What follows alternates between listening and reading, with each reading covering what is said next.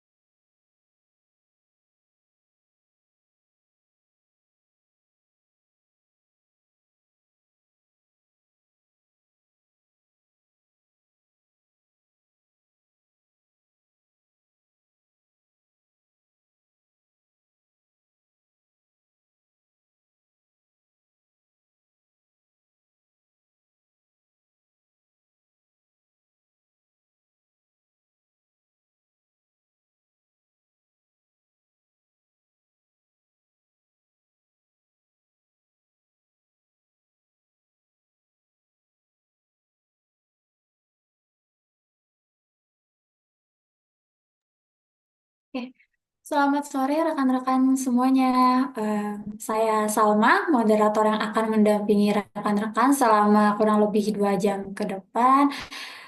Mungkin sambil tunggu yang lain juga, kita kenalan dulu kali ya. Boleh nih ditulis di kolom chatnya, Bapak Ibu, saya dari mana, dari perusahaan apa. Terus boleh juga nih tambahin alasannya kenapa sih tertarik untuk mengikuti webinar di sore hari ini.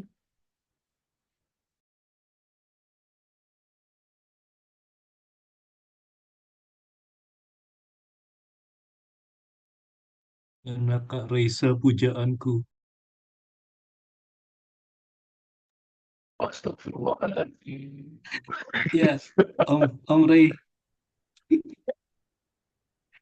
Karena Om Raisa itu banyak ilmunya, Kak. Masya Luar Allah. biasa Om Raisa. Terima kasih. Mudah-mudahan jadi berbagi juga semuanya.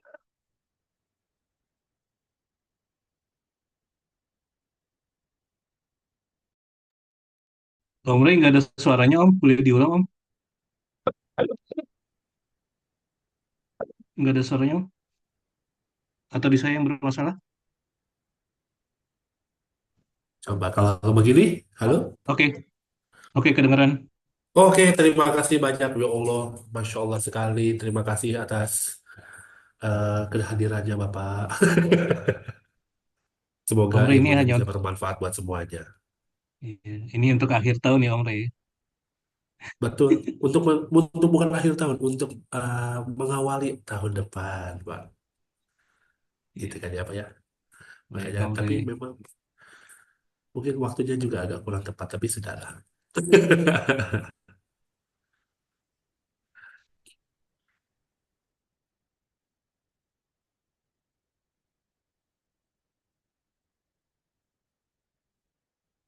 Selamat datang juga kepada yang mungkin saya coba untuk sapa-sapa beberapa yang saya kenal ya, mohon maaf nggak semuanya. Ada Pak Bayu Satria, Masya Allah sekali. Satria Bayu atau Bayu Satria? Ya itu lah ya. Izin Bapak Ray bergabung. Siap Bapak.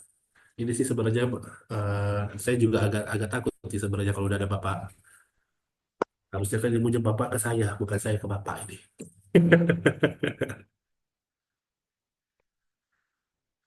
Semoga nanti bisa kita saling berbagi aja ya Pak ya. Iya, kayak ada Pak Zihat nih, kayak lo tertarik topik ini karena saya ingin tahu lebih dalam. Terus halo juga Mbak Nadila dari Bogor, ingin lebih tahu soal workforce planning. Terus juga dari Mbak Helen dari Jakarta, ingin belajar lebih jauh tentang workforce planning ini. Dan halo juga Mas Dimas dari Bandung, tertarik karena topiknya sangat wow, wah, beragam sekali ya.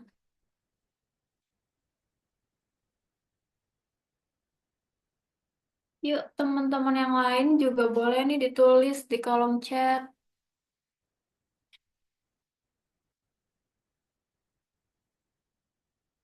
Atau mau langsung on mic?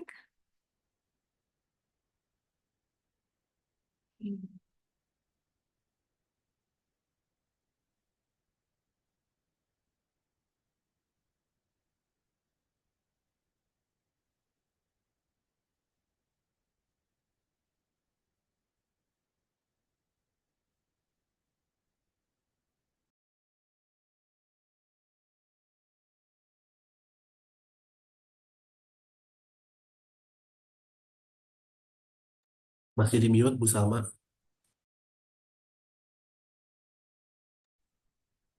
Oke, Oke, rekan-rekan semuanya, izinkan saya untuk membuka webinar ini.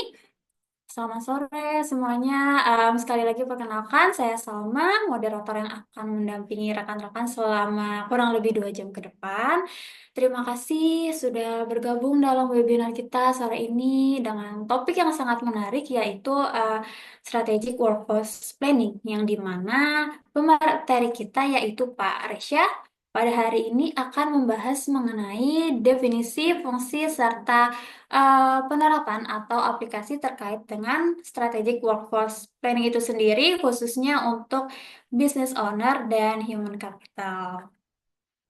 Nah, untuk rekan-rekan semuanya, mohon untuk mengikuti rangkaian acara webinar ini sampai selesai karena link absensi untuk mendapatkan e-sertifikat akan diberikan di sesi terakhir dan juga akan ada hadiah nih untuk 2 orang penanya terbaik pada sesi tanya jawab nanti. Jadi pastikan untuk mengikuti webinar ini hingga akhir ya.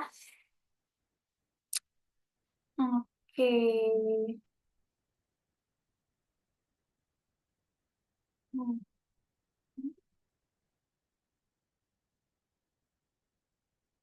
Baik, sebelumnya saya izin untuk menginformasikan agenda pada sore ini. Jadi, agenda pertamanya adalah sesi foto bersama, kemudian lanjut ke pemaparan materi, dilanjutkan lagi dengan sesi tanya jawab, dan yang terakhir akan ada informasi terkait pemenang door prize untuk 2 penanya terbaik. Jadi, mohon untuk menghadiri webinar ini sampai akhir sesi.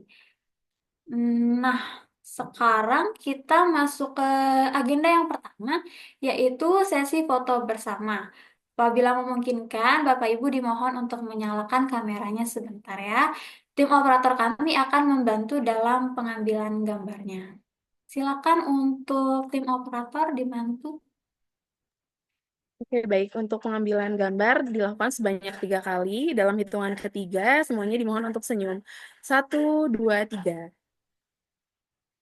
Baik, yang kedua. 1, 2, 3. Yang terakhir. 1, 2, 3. Terima kasih. Baik, terima kasih Mbak Zia atas bantuannya. Senang juga bisa melihat wajah Bapak dan Ibu semuanya. Oke, baik, sebelum kita masuk ke inti acara, izinkan saya untuk membacakan CV dari narasumber kita yang sangat luar biasa ini. Oke,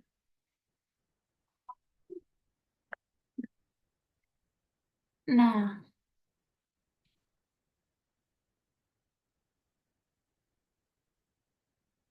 oke, jadi Pak Resya ini em, untuk sekarang adalah Managing Director dari TFI atau Talent Fit Indonesia. Nah, beliau sendiri merupakan lulusan dari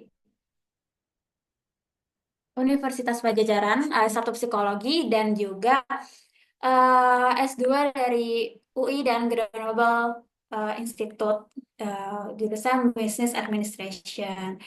Karir beliau dimulai dari menjadi project analyst, oke, menjadi iya,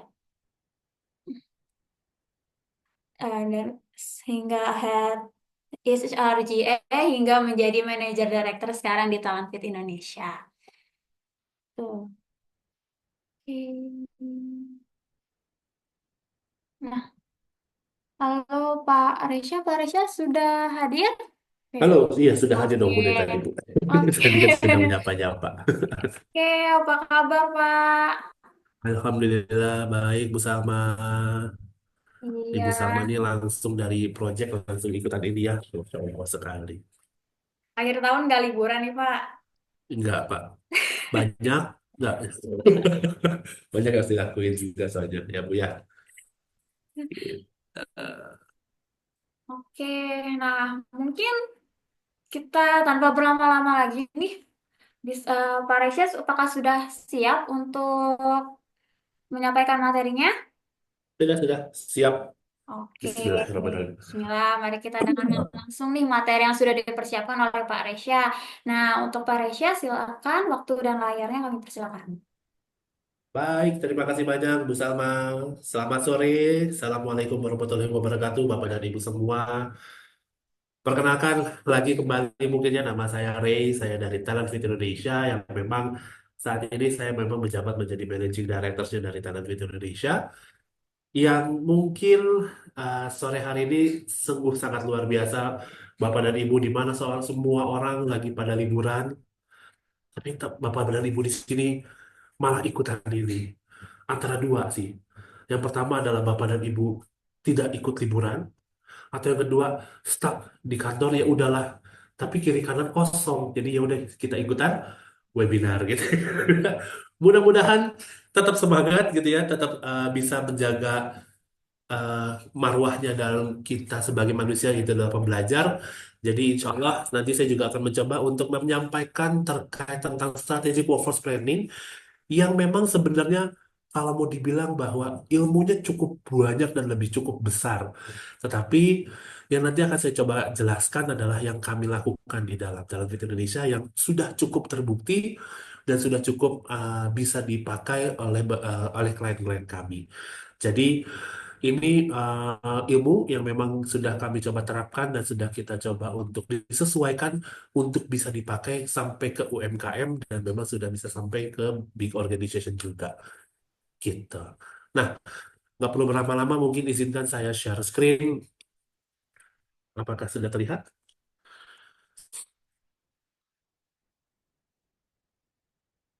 Sudah ya?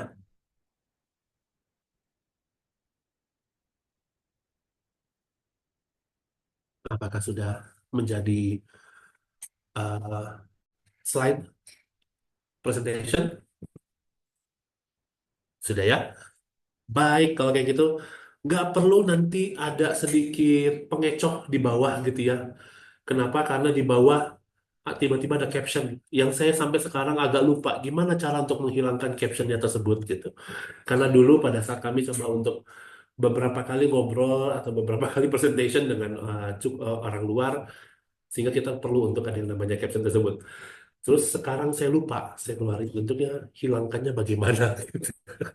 Jadi tidak perlu nanti di bawah dibaca karena nanti mungkin subtitlenya sama apa yang saya coba katakan mungkin agak berbeda gitu ya. Mungkin perkenalan lagi tadi mungkin dari secara CV sepanjang itu saya coba untuk summarize bahwa ini adalah saya adalah perkenalkan nama saya Bapak Dari Sujana Prawira Dilaga. Cukup panjang tapi Bapak dan Ibu bisa panggil saya Ray aja cukup. Dan saya memang kalau mau dibilang berkarir, saya berkarirnya dari uh, konsultan lalu masuk ke dalam profesional, dari profesional masuk ke dalam konsultan lagi gitu ya.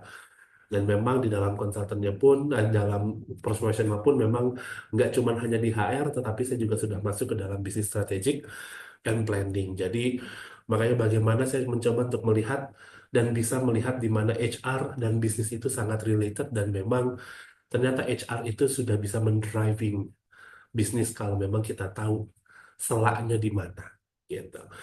Nah, saya juga ada beberapa certification yang memang sudah dilakukan, yang memang itu juga menambah beberapa pendekatan yang kita lakukan, dan akhirnya memang kita coba terapkan, dan akhirnya juga alhamdulillahnya kepakai dan sampai sekarang masih digunakan.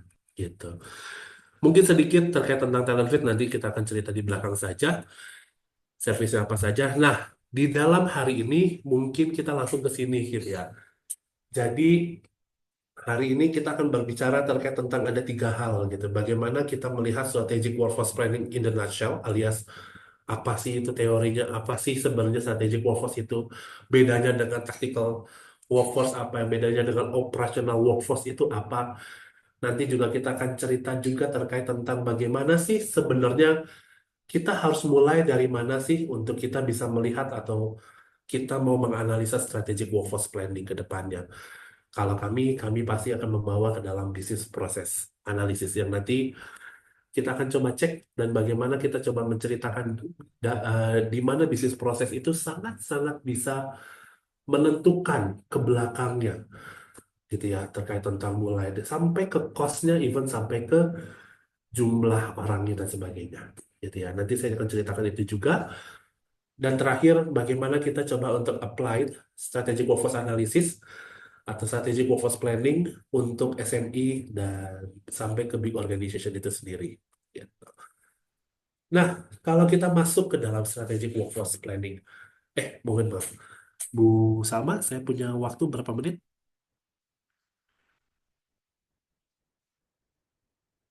Kalau saya soalnya, Budgetnya 1 jam sih, Pak. 1 jam. Karena kalau saya sudah ngobrol, cerita banyak, biasanya suka tiba-tiba 2 jam. Bapak dan Ibu nggak apa-apa kan ya, sampai jam 9 malam? Ini slide juga cuma ada sekitar 190 slide sih. Cuman dikurangin aja jadi 40 slide. Enggak sih, enggak sampai 190 gitu. Nah, saya pengen berangkat dari sini. Kenapa saya selalu berangkat dari sini? Karena HR saat ini tuntutannya sudah sangat berbeda. Walaupun Bapak Urih, eh, guru besar kita dalam HR, sudah mengatakan hal yang lain, sudah banyak update-nya. Tetapi saya pengen mau sampai sini dulu. Kenapa? Karena sudah outside in itu sudah dalam ranah yang berbeda. Jadi tuh nggak pernah ngotak atik. Waktu itu pernah. Ya, halo? Enggak ini handphone. Iya. Waktu itu masuk. Iya, mohon maaf Mas Wahmi ya. Tadi agak bocor. Nah, saya pengen cerita dalam pendekatan URI yang baru sampai sini. Dan Indonesia mungkin kalau saya misalnya melihat, walaupun saya mohon maaf, saya mencoba untuk melakukan stereotip dari seluruh klien kami, seluruh perusahaan yang saya pernah ketemu, hampir 80% yang masih di bawah. Sehingga kalau memang cerita terkait tentang outside in-nya dari Dev Uri, kayaknya masih agak jauh gitu ya. Makanya kenapa saya masih membawanya adalah ke sini dulu. Bagaimana kita coba, yuk kita berpindah dulu yuk kuadrannya. Sebagai HR, kita sekarang nggak lagi cuma hanya berpikir terkait tentang administratif. Jadi ya, karena sekarang udah cukup banyak gitu ya, di mana HRAS itu sudah sangat red market di Indonesia.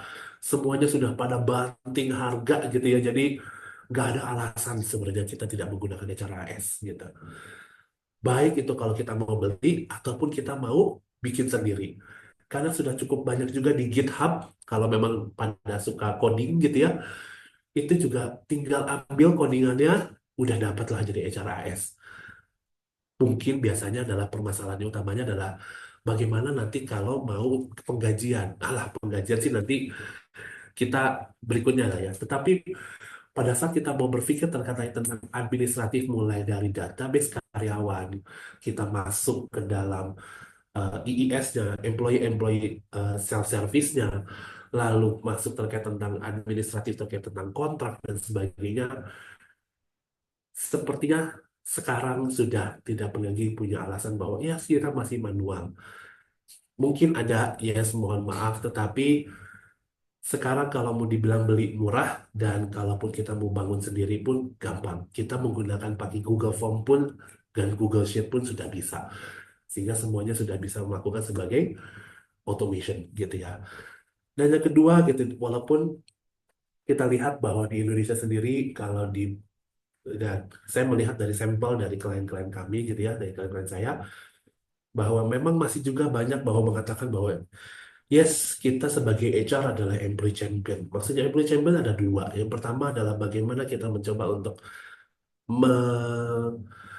menangkan hak dari karyawan, ataupun yang kedua adalah bagaimana kita melihat karyawan sebagai sistem atau sebagai resources gitu ya. Jadi dan kita sekarang kita lihat sebenarnya ternyata HRD itu atau SDM itu sudah banyak yang namanya evolusinya gitu ya. Sehingga kita juga bisa lihat bahwa kalau kita masuk ke sebelah kanan, kita bisa lihat dari SDM yang memang SDM itu hanya berfokus kepada administratif dan melihat human, ini belum diganti, mohon maaf, dan melihat karyawan hanya sebagai pekerja tanpa melihat apakah dia adalah seorang human atau bukan gitu. Dari SDM pindah ke HRD yang hampir sama sebenarnya gitu ya, bahwa human is a tools to gain a profit, lalu masuk ke dalam ke HC. HC itu adalah human as a capital. Sekarang mohon, kalau kemarin saya melihat beberapa di VT atau di Reels, cukup ada yang membuat viral gitu ya. Salah satu HRD di Bali kalau nggak salah ya, beliau mengatakan bahwa kita percuma merebranding HRD menjadi HC, mau HRBP, mau nanti even sampai PNC, toh sebenarnya semuanya balik lagi kepada leadersnya. Nah, tapi di sini juga saya pengen mengatakan bahwa no, kita juga sebenarnya harusnya bisa melakukan driving tersebut gitu. Jadi nggak bisa cuma hanya menunggu, oke leadernya gimana ya udah kita ikut. Tetapi apakah kita bisa mendrive leader tersebut? Apakah kita bisa mendrive para pemimpin, even ownernya sendiri kalau memang ternyata masih dalam bisnis keluarga gitu ya. Bagaimana kita bisa mendrive para owner itu untuk bisa berpikir, hey, HRD itu seperti ini dan kita punya human yang seperti ini sehingga kita bisa melakukan bisnis yang seperti ini. Saya banyak juga melihat dari beberapa perusahaan yang saya temui itu ada HRD yang bisa sekuat itu juga. Gitu. Jadi nggak nggak melulu bahwa kita harus menunggu dari leadersnya seperti apa. Nah, that's why begitu kita masuk ke dalam HRBP atau Human Capital sendiri, kita sebenarnya harusnya sudah pindah ke kuadran atas, yaitu adalah HRD sebagai strategic partner dan sebagai change agent itu sendiri. Strategic partner itu sendiri adalah kita berpikir secara bisnis dan melihat human as a capital. Capital means it's a help the business, sama seperti kalau kita melakukan yang namanya working capital, atau teman-teman selalu dengar bahwa eh, apa startup itu butuh capital yang cukup besar. Nah, berarti kan modal kerja. Nah, bagaimana modal kerja itu bisa menghelp bisnis atau bisnis growth itu sendiri. Jadi, human as a capital. Lalu kita masuk ke HCBP atau HRBP yang memang sudah berpikir terkait tentang sebagai bisnis proses atau sebagai bisnis partner.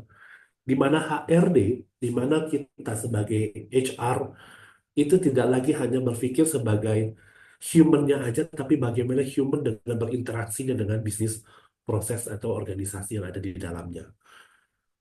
Nah, sekarang-sekarang kita kan masih banyak yang masih yang berkutat di dalam HRBP. Dan di dalam HRBP pun ada dua yang selalu kita temukan di dalam fenomenanya. Ada HRBP yang memang benar-benar mereka sebagai bisnis partner, sehingga mereka berduduk secara sejajar di dalam ruang meeting untuk mengatakan atau untuk berpikir secara bisnis. Tapi ada juga yang cuma hanya sebagai apa? Sayangnya hanya sebagai messenger. Ada beberapa company yang mengatakan bahwa iya saya HRBP. Tetapi begitu saya ngobrol, saya masuk ke dalam bisnis prosesnya, ternyata HRBP yang dilakukan adalah bagaimana dia men-messagekan, menjadi messenger dari HRBP, misalnya HRBP komersial gitu ya. Dari orang komersial, Center of Excellence, tolong dong HRBP komersial butuh A, butuh B, butuh C, butuh D. Tanpa berpikir mungkin lebih jauh, apakah emang itu yang perlu dilakukan atau gimana. Jadi dia cuma hanya sebagai HR yang ditempatkan di divisi tersebut, sehingga tetap aja kembali masuk ke dalam ranah bawah, walaupun namanya adalah HRBP. Jadi ya sebenarnya kalau kita bisa lihat bahwa HRBP yang seharusnya mau seperti apa, ya harusnya adalah di atas sebagai strategic partner. Nah, kita masuk ke dalam PNO sendiri. Kenapa sih kalau mau dibilang bahwa PNO, beberapa literatur cukup banyak yang memang mengatakan, tapi saya coba untuk dari dua hal ini, yaitu yang pertama adalah human not only single entity but the collective matters. Jadi kita nggak melihat satu persatu orang lagi, tetapi bagaimana kita melihat people as a capital. Jadi satu Kalau ada satu yang toksik, gimana? Iya, kita nggak bisa lihat yang toksiknya, tapi bagaimana people secara organisasinya atau people secara besarannya itu seperti apa. Dan organization as a focus to manage people. Jadi secara besarannya seperti apa. Memang tetap tidak bisa mengindahkan bahwa harus satu persatu dilihat nggak? Yes. Tetapi kita tidak perlu yang memang harus apa melihat secara detail banget satu persatu gitu ya. Nah, masuklah ke dalam people and culture. Saat ini mungkin ada beberapa, salah satunya junjungan saya, idolanya saya itu adalah Pak Dudi Arisandi di tiket.com yang memang menggunakan adalah PNC. Salah satu yang saya dapat, mungkin mohon maaf kalau saya salah gitu ya, mungkin juga di sini teman-teman juga sudah banyak yang kenal sama Pak Dudi. Kenapa sih dilakukan dengan people and culture? Karena kembali lagi, culture eat your strategy. Jadi mau strategi sebagus apapun, culture akan menentukan juga. Nah, kalau memang ternyata orang HRD sudah berevolusi sampai sini, berarti memang dua hal yang di atas itu sudah akan terjadi. Bagaimana dia sebagai change agent-nya juga terjadi, bagaimana dia juga melakukan strategic partner juga terjadi. Nah, saya ingin membawa teman-teman di sini, saya nggak senang dengan Bapak dan Ibu. Nggak apa-apa ya, saya panggil teman-teman saja, karena kalau ada yang fresh graduate, kita masih seumuran. Gitu.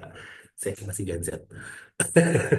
Nah, saya pengen bawa bahwa HRD itu nggak lagi kasih bawah, tapi juga kita menuju ke atas, yang dua di atas. Yes, di bawah tetap dilakukan, tetapi semuanya bisa otomasi dan kita sudah bisa lakukan dengan policy. Nah, dengan cara berpikir seperti itu, maka saya ingin mencoba melihat lagi kembali bahwa saya mendapatkan dari AI.HR ada beberapa tren yang cukup menarik ternyata. Yang pertama adalah memang bagaimana overall strategi itu memang langsung turun kepada HR strategi itu sendiri, atau HR strategi udah ada di dalamnya gitu. Yang sehingga nanti akan masuk ke dalam HR practices yang nanti jadi outcome dan akan sangat-sangat mendrive terkait tentang financial performance. Jadi salah satu di mana financial performance dari perusahaan ini bagus atau enggak itu juga bisa didrive oleh HR.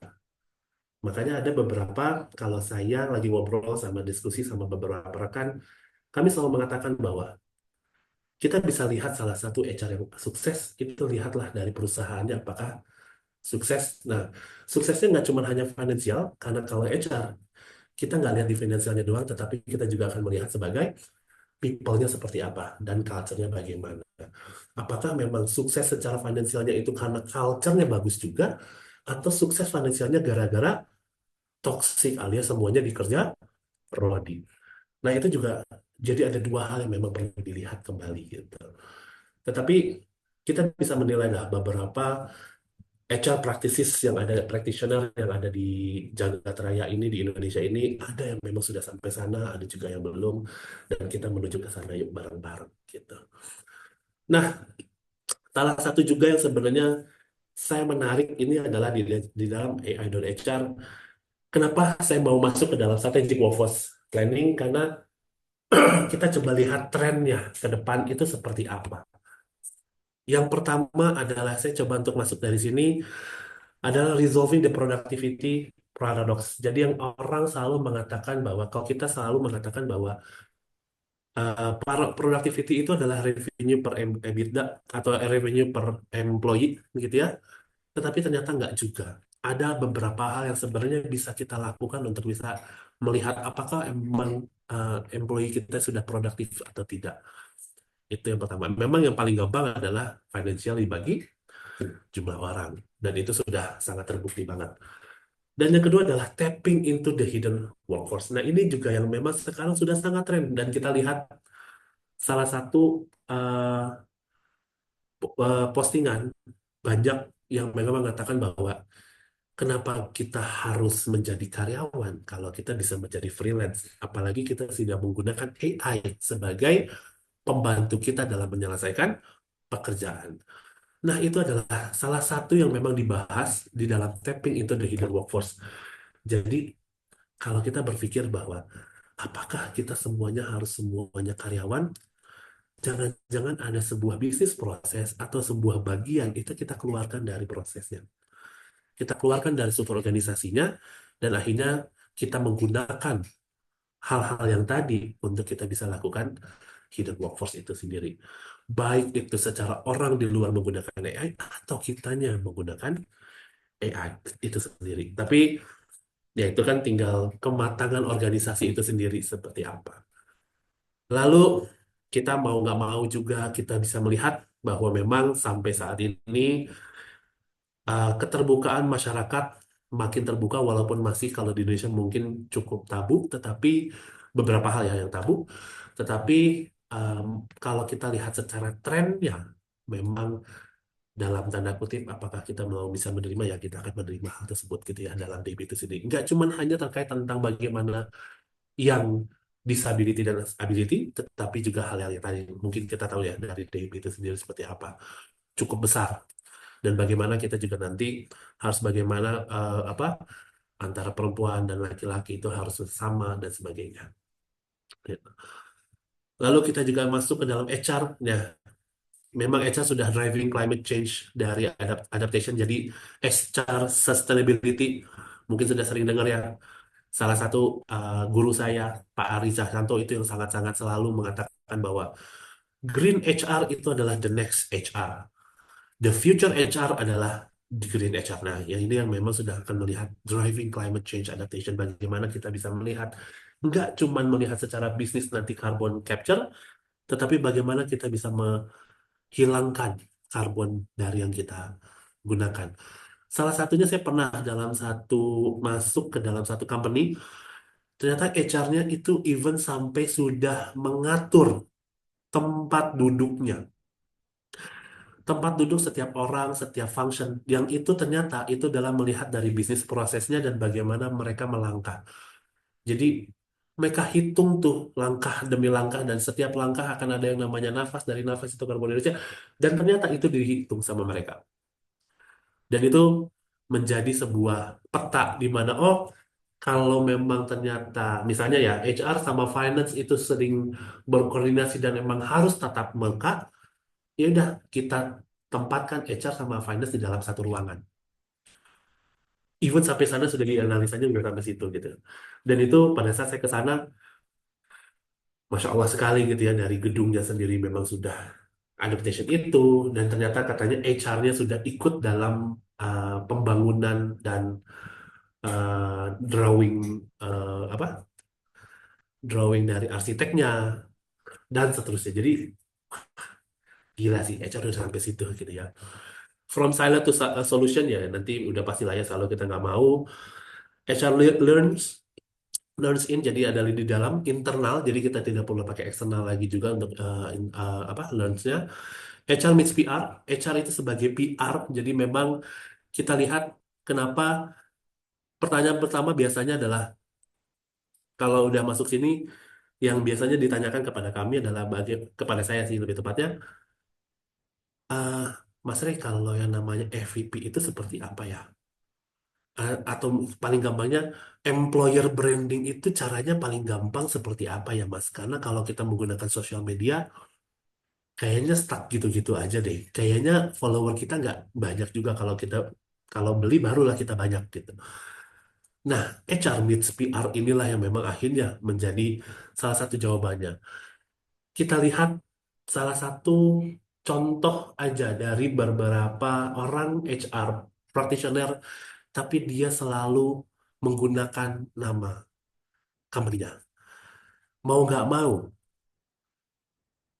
company-nya jadi branding juga gitu kan ya. Ya mohon maaf saya salah satu paling mungkin contoh yang paling gampang gitu ya. Mungkin di sini mungkin Pak Dudinya nggak ada nggak apa-apa ya. Contoh paling gampang adalah Pak Dudi dengan tiket.com-nya. Pak Dudi itu selalu berbicara di mana-mana dan dia tidak dihilangkan tuh tiket.com-nya COO apa CPO-nya dari tiket.com. Dan akhirnya kita tahu tiket.com ada beberapa orang yang mungkin tahu tiket.com bagaimana culture di tiket.com, bagaimana eh, apa kondisinya di tiket.com itu kan dari HR yang nanti berbicara di dalam public speaking itu sendiri. Jadi kalau Bapak dan teman-teman di sini misalnya nih ada tawaran jadi pembicara, ambil buat saya sih. Ambil terus minta izin kepada company, boleh nggak ini untuk employer branding, saya bilang saya HR-nya PT mana. Gitu. Jadi itu salah satu HR PR-nya. AI udah pasti lah ya. Shifting work-life balance to work-life fit. Jadi yang memang kita nggak bisa hindari lah ya work-life balance itu. Dan the end of BS job itu adalah lebih kepada yang administratif. Dan dan terakhir ini yang paling menarik adalah from talent acquisition to talent access. Salah satu contoh yang ada di dalam HR ini yang dijelaskan adalah, dan ini kita udah bisa lihat di beberapa company di Indonesia, bahwa di mana perusahaannya kita pasti pengen ngambil dari situ. Lulusan itu udah pasti bagus. Nah, atau enggak kita pengen nge-hijack orang dari PT itu. Nah, itu adalah sudah berpindah dari talent acquisition menjadi talent access, di mana semua orang akan mengakses talentnya dari perusahaan kita. Nah, itu gimana caranya? Salah satunya adalah menggunakan SWP semuanya ini bisa. Gitu. That's why saya mulai dari HR frameworknya dulu, lalu ternyata tren ke depan HR seperti apa, dan bagaimana sih sebenarnya nanti kita akan lakukan. Nah, mungkin karena kita mau 1 jam, jadi ini kayaknya kita lewat dulu aja kali ya, nggak apa-apa ya. Nah, ini adalah beberapa hal yang mungkin paling umum, challenge-challenge yang memang udah selalu diutarakan, yang selalu dirasakan gitu ya. Mungkin nggak tahu juga apakah Bapak dan Ibu sendiri merasakannya itu di dalam organisasinya atau enggak, itu bisa dilihat ya. Yang pertama adalah data karyawan yang belum tentu terupdate. Jadi tadi kalau baik lagi yang paling atas, ternyata administratif aja belum expert-expert amat gitu ya. Nah ini juga saya juga pernah menemukan di beberapa company, even di beberapa company tersebut, personal admin sama payroll-nya bisa berbeda, data karyawannya, makanya waduh oke lah. Gitu. Jadi kita akan masuk ke dalam fundamental terlebih dahulu. Lalu training and program pengembangan belum berdasarkan dari kebutuhan bisnis. Jadi HR nggak tahu bisnis mau kemana, sehingga ya udah yang penting kata usernya butuh leadership, leadership kasih. Padahal mereka sudah tahu bagaimana leading people, cuman bagaimana cara menghandling terkait tentang misalnya difficult difficult conversation itunya sebenarnya yang sehingga mereka daripada gua males nanti jadinya malah berantem, ya udah deh, saya nggak usah coaching deh. Nah jadi leadingnya nggak ada. Padahal leadingnya cara bagaimana mendelegasikannya udah ada semua. Cuman karena atau enggak nanti bisnis mau kemana seperti apa gitu ya. Role and responsibility setiap jabatan belum terdefinisi dengan jelas bahwa nanti biasanya ngikut orang gitu ya. Oh orangnya asalnya dia dari QA misalnya terus dipindah jadi HR. Tapi kerjaan QA-nya masih diikutin di orangnya. Jadinya adalah nanti divisinya QA HR. Ada KPI yang belum dilakukan secara kebutuhan dari bisnis karena biasanya KPI yang dibuat adalah berdasarkan dari job desk. Karyawan banyak tapi produktivitas stuck. Kayaknya nambah lagi orang, tambah lagi, tapi ternyata begitu ngelihat secara bisnis, kok kayaknya revenue kita segitu-segitu aja ya. Karyawan kita nambah terus loh. Tapi kenapa revenue kita segitu ya? Kalaupun kita masuk ke profit, malah profitnya malah cenderung turun. Ya karena costnya lebih tinggi. Level jabatan berantakan, kadang ada yang tinggi tapi dirasa tidak begitu segitu tingginya. Karena ngikutin orang, aduh ini orang udah lama jadi manajer nih, tapi kerjaannya sama, nggak diganti. Nah itu yang biasanya dilakukan, kerasa juga. Karena manajemen policy yang masih belum jelas aturannya, itu juga sering gitu ya. Kalau secara organisasi sampai ke strategic workforce ini masih karena strategic workforce ya, gitu ya. Kenapa bisa setiap bulan akan ada, setiap minggu ada yang minta promosi, even ada yang promosi 3 kali dalam setahun itu ada juga. Manajer staff pekerjaannya sama aja dan seringkali tumpang tindih, silo.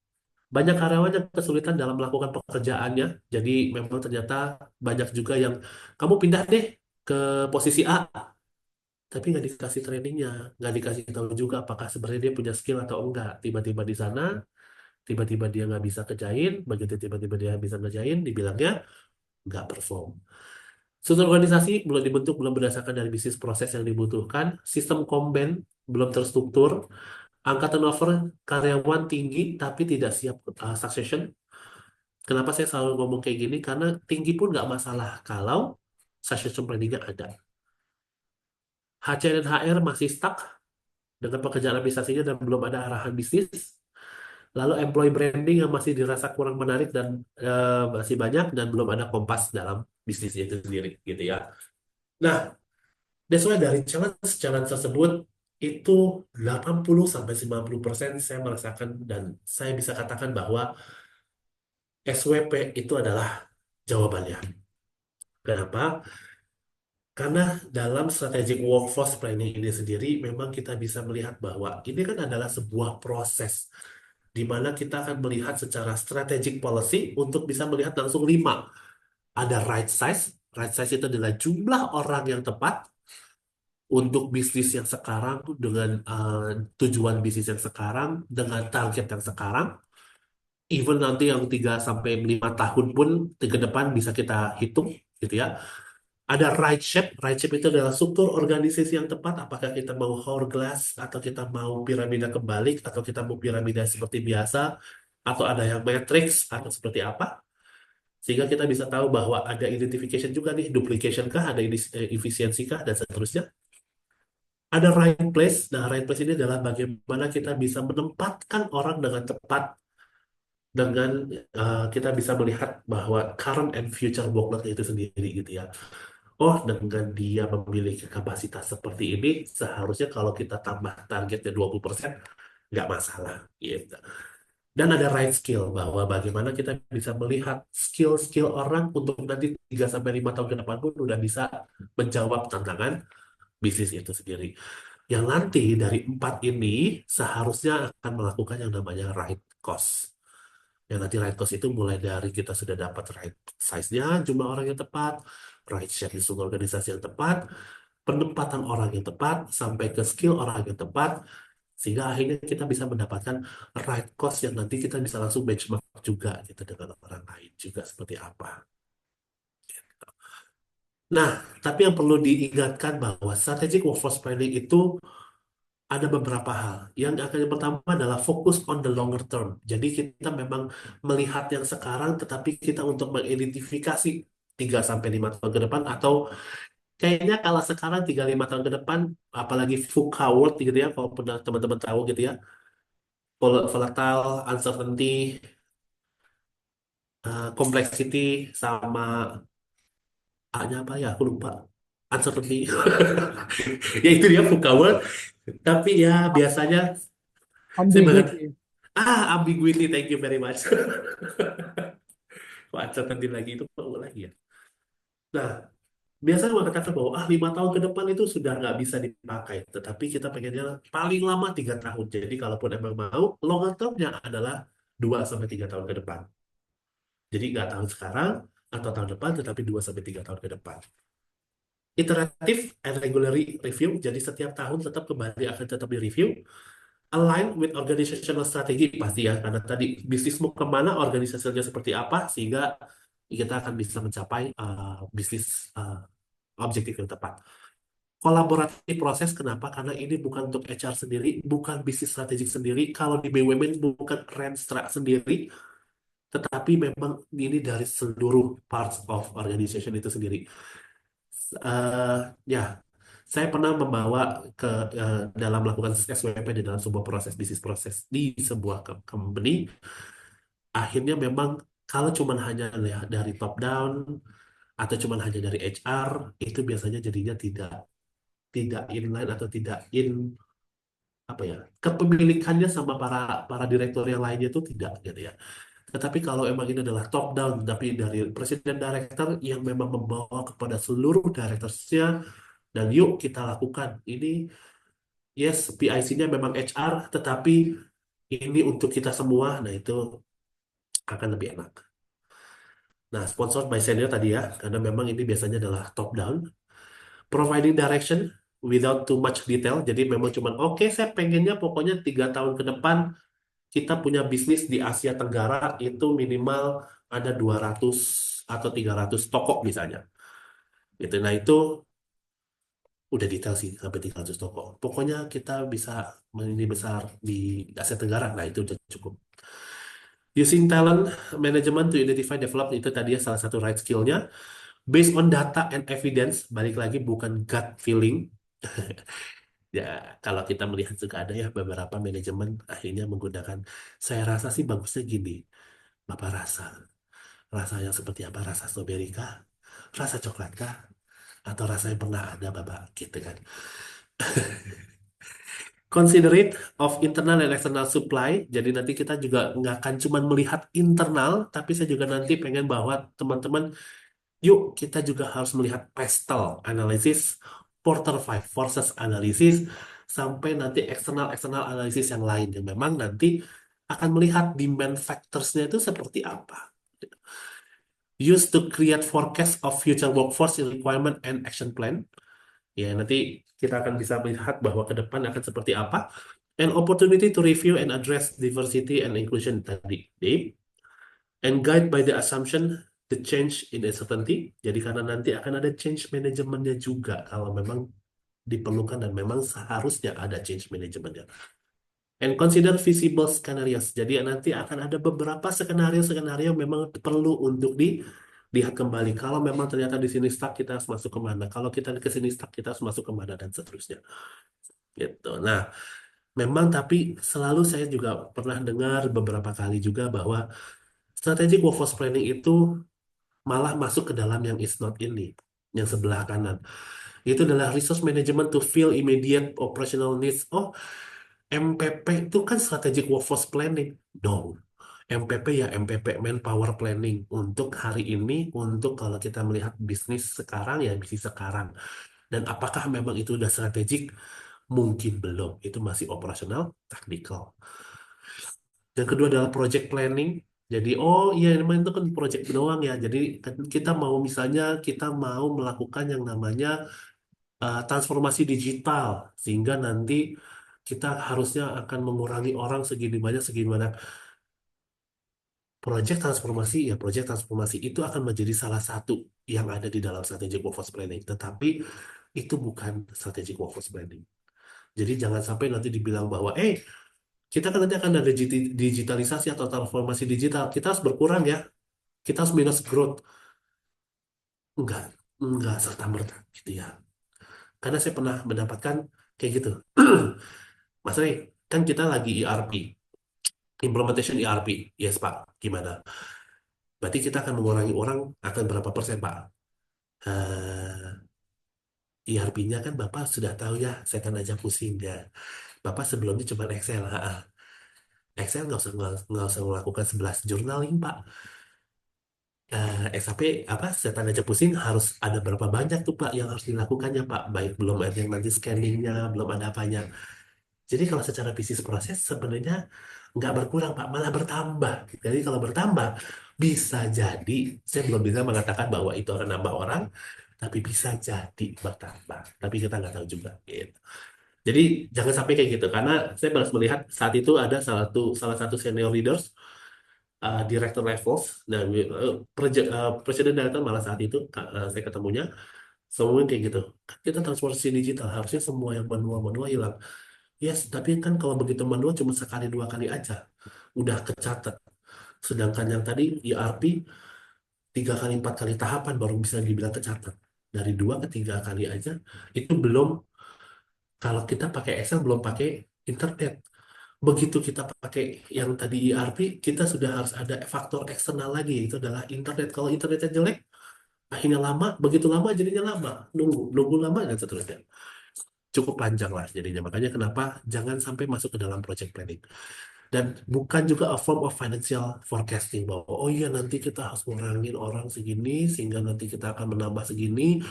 Apalagi kalau kita lihat dari beberapa winter, salah satu ya yang saya selalu lihat adalah kalau kita melihat para startup gitu ya menggunakan yang winter tech gitu ya, aduh kita kurang uang nih, kita nggak bisa lagi, kita cuma punya uang hanya bisa sampai menggaji 3 bulan ke depan atau 5 bulan ke depan, kita pangkas.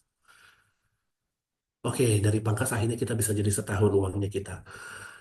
Itu salah satunya yang not, bukan itu strategi gitu ya. Tapi kita harus lihat yang lain. Gitu.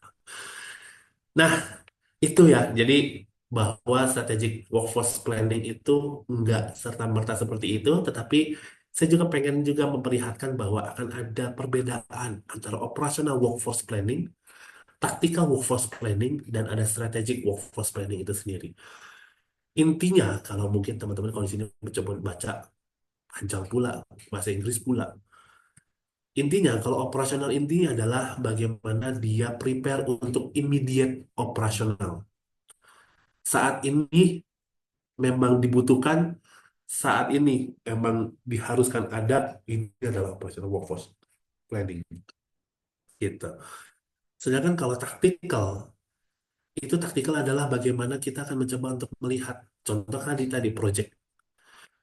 Project itu kita butuh berapa banyak yang akan kita akan lakukan kalau pakai kita menggunakan bahasanya eh, startup, berapa man days atau berapa story point yang akan kita lakukan untuk melakukan sebuah project ini sehingga kita akan lakukan segini, seperti ini berarti kita butuh seniornya berapa banyak, yang junior developernya berapa banyak untuk membantu. Tapi itu bukan strategic workforce planning, itu adalah tactical workforce planning. Gitu. Nah, yang namanya strategik sebenarnya tidak bisa terlepas dari dua hal tersebut. Kenapa? Karena yang kita lakukan adalah kita juga akan melihat operasionalnya seperti apa, taktikalnya seperti apa, yang nanti akan kita gabungkan dengan strategik bisnis yang mau kemana, sehingga itulah menjadi strategik workforce planning. Jadi bisa dibedain nggak? Jadi nanti kalau teman-teman bisa melihat bahwa oh ya nanti ternyata di dalam proyek itu kita segini segini segini segini, apakah itu sudah strategic workforce planning? Belum. Tetapi kita akan bisa masuk ke strategik setelah kita melihat hal yang lain. Yang memang mengatakan Gartner mengatakan bahwa the first step of building an effective workforce planning itu adalah kita harus melihat apa bisnis strategic and goals-nya itu sendiri. Oh kan ini udah hampir sejam aja. Ini padahal ini baru mulai. Apa yang mau dilakukan strategic workforce planning? Mohon maaf. Oke, nah ini adalah step by step dari strategic workforce planning itu sendiri. Yang pertama adalah alignment atau align dengan organizational priorities and goals. Jadi dia tidak bisa berdiri sendiri, tetapi kita juga yang namanya strategic workforce planning itu harus melihat bisnis ini tuh mau kemana sih. Jadi kalau mau bicara terkait tentang ini ngomongnya kemana, yuk ngomongnya sama direktur utama, kalau bisa sama komisaris, yuk sama komisaris gitu. Oh, ternyata 5 tahun ke depan komisaris mengatakan bahwa dreams-nya seperti ini. Kalau ada ownernya, owner tuh punya goals kemana sih 5 tahun ke depan? Mimpinya si bisnis ini mau kemana sih? Nah, diawali dari situ apakah dari bisnis itu atau goals itu sudah align atau enggak? Yang kedua compare, jadi nanti identify different works and workforce scenario to deliver organizational goal. Nanti saya akan bahas satu persatu ini nanti ke bawah. Identify, setelah identify nanti implement, dari implement nanti review. Saya akan ceritakan di bawah karena durasi juga. Nah, yang pertama adalah align.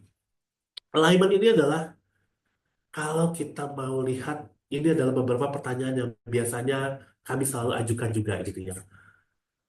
Jadi, apakah pada saat kita mau melakukan yang namanya strategic workforce planning, apakah bisnis ini mau kemana sih? Dan futures-nya itu secara politikalnya ada nggak sih ngaruhnya, ekonomiknya ada ngaruhnya nggak sih, sosialnya, teknologinya, atau pestle factors-nya itu ada nggak sih pengaruhnya? Contoh paling gampang kayak sekarang adalah dengan adanya PPN 12% gitu ya. Ya, saya nggak ngebahas PPN 12%-nya ya. Tetapi bagaimana efek PPN 12% itu kepada ekonomi deh paling gampang. Karena itu kan politikalnya adalah memutuskan bahwa akan ada 12%. Nah, bagaimana keadaan ekonominya? Begitu ekonominya melihat bahwa oh ternyata sudah banyak nih ternyata harga akan menjadi naik. Begitu harga naik, tapi misalnya pendapatan GDP-nya dari para karyawan atau dan sebagainya itu melemah, malah yang seperti kita bisa bilang bahwa sekarang masyarakat menengah itu semakin menurun, itu apakah akan ada perlambatan ekonomi itu sendiri, gitu kan? Dari sosialnya itu sendiri, apakah masih konsumtifkah atau jangan-jangan banyaklah sekarang ajakan-ajakan, yuk kita mulai tidak konsumtif, kenapa? Biar tujuannya salah sih sebenarnya.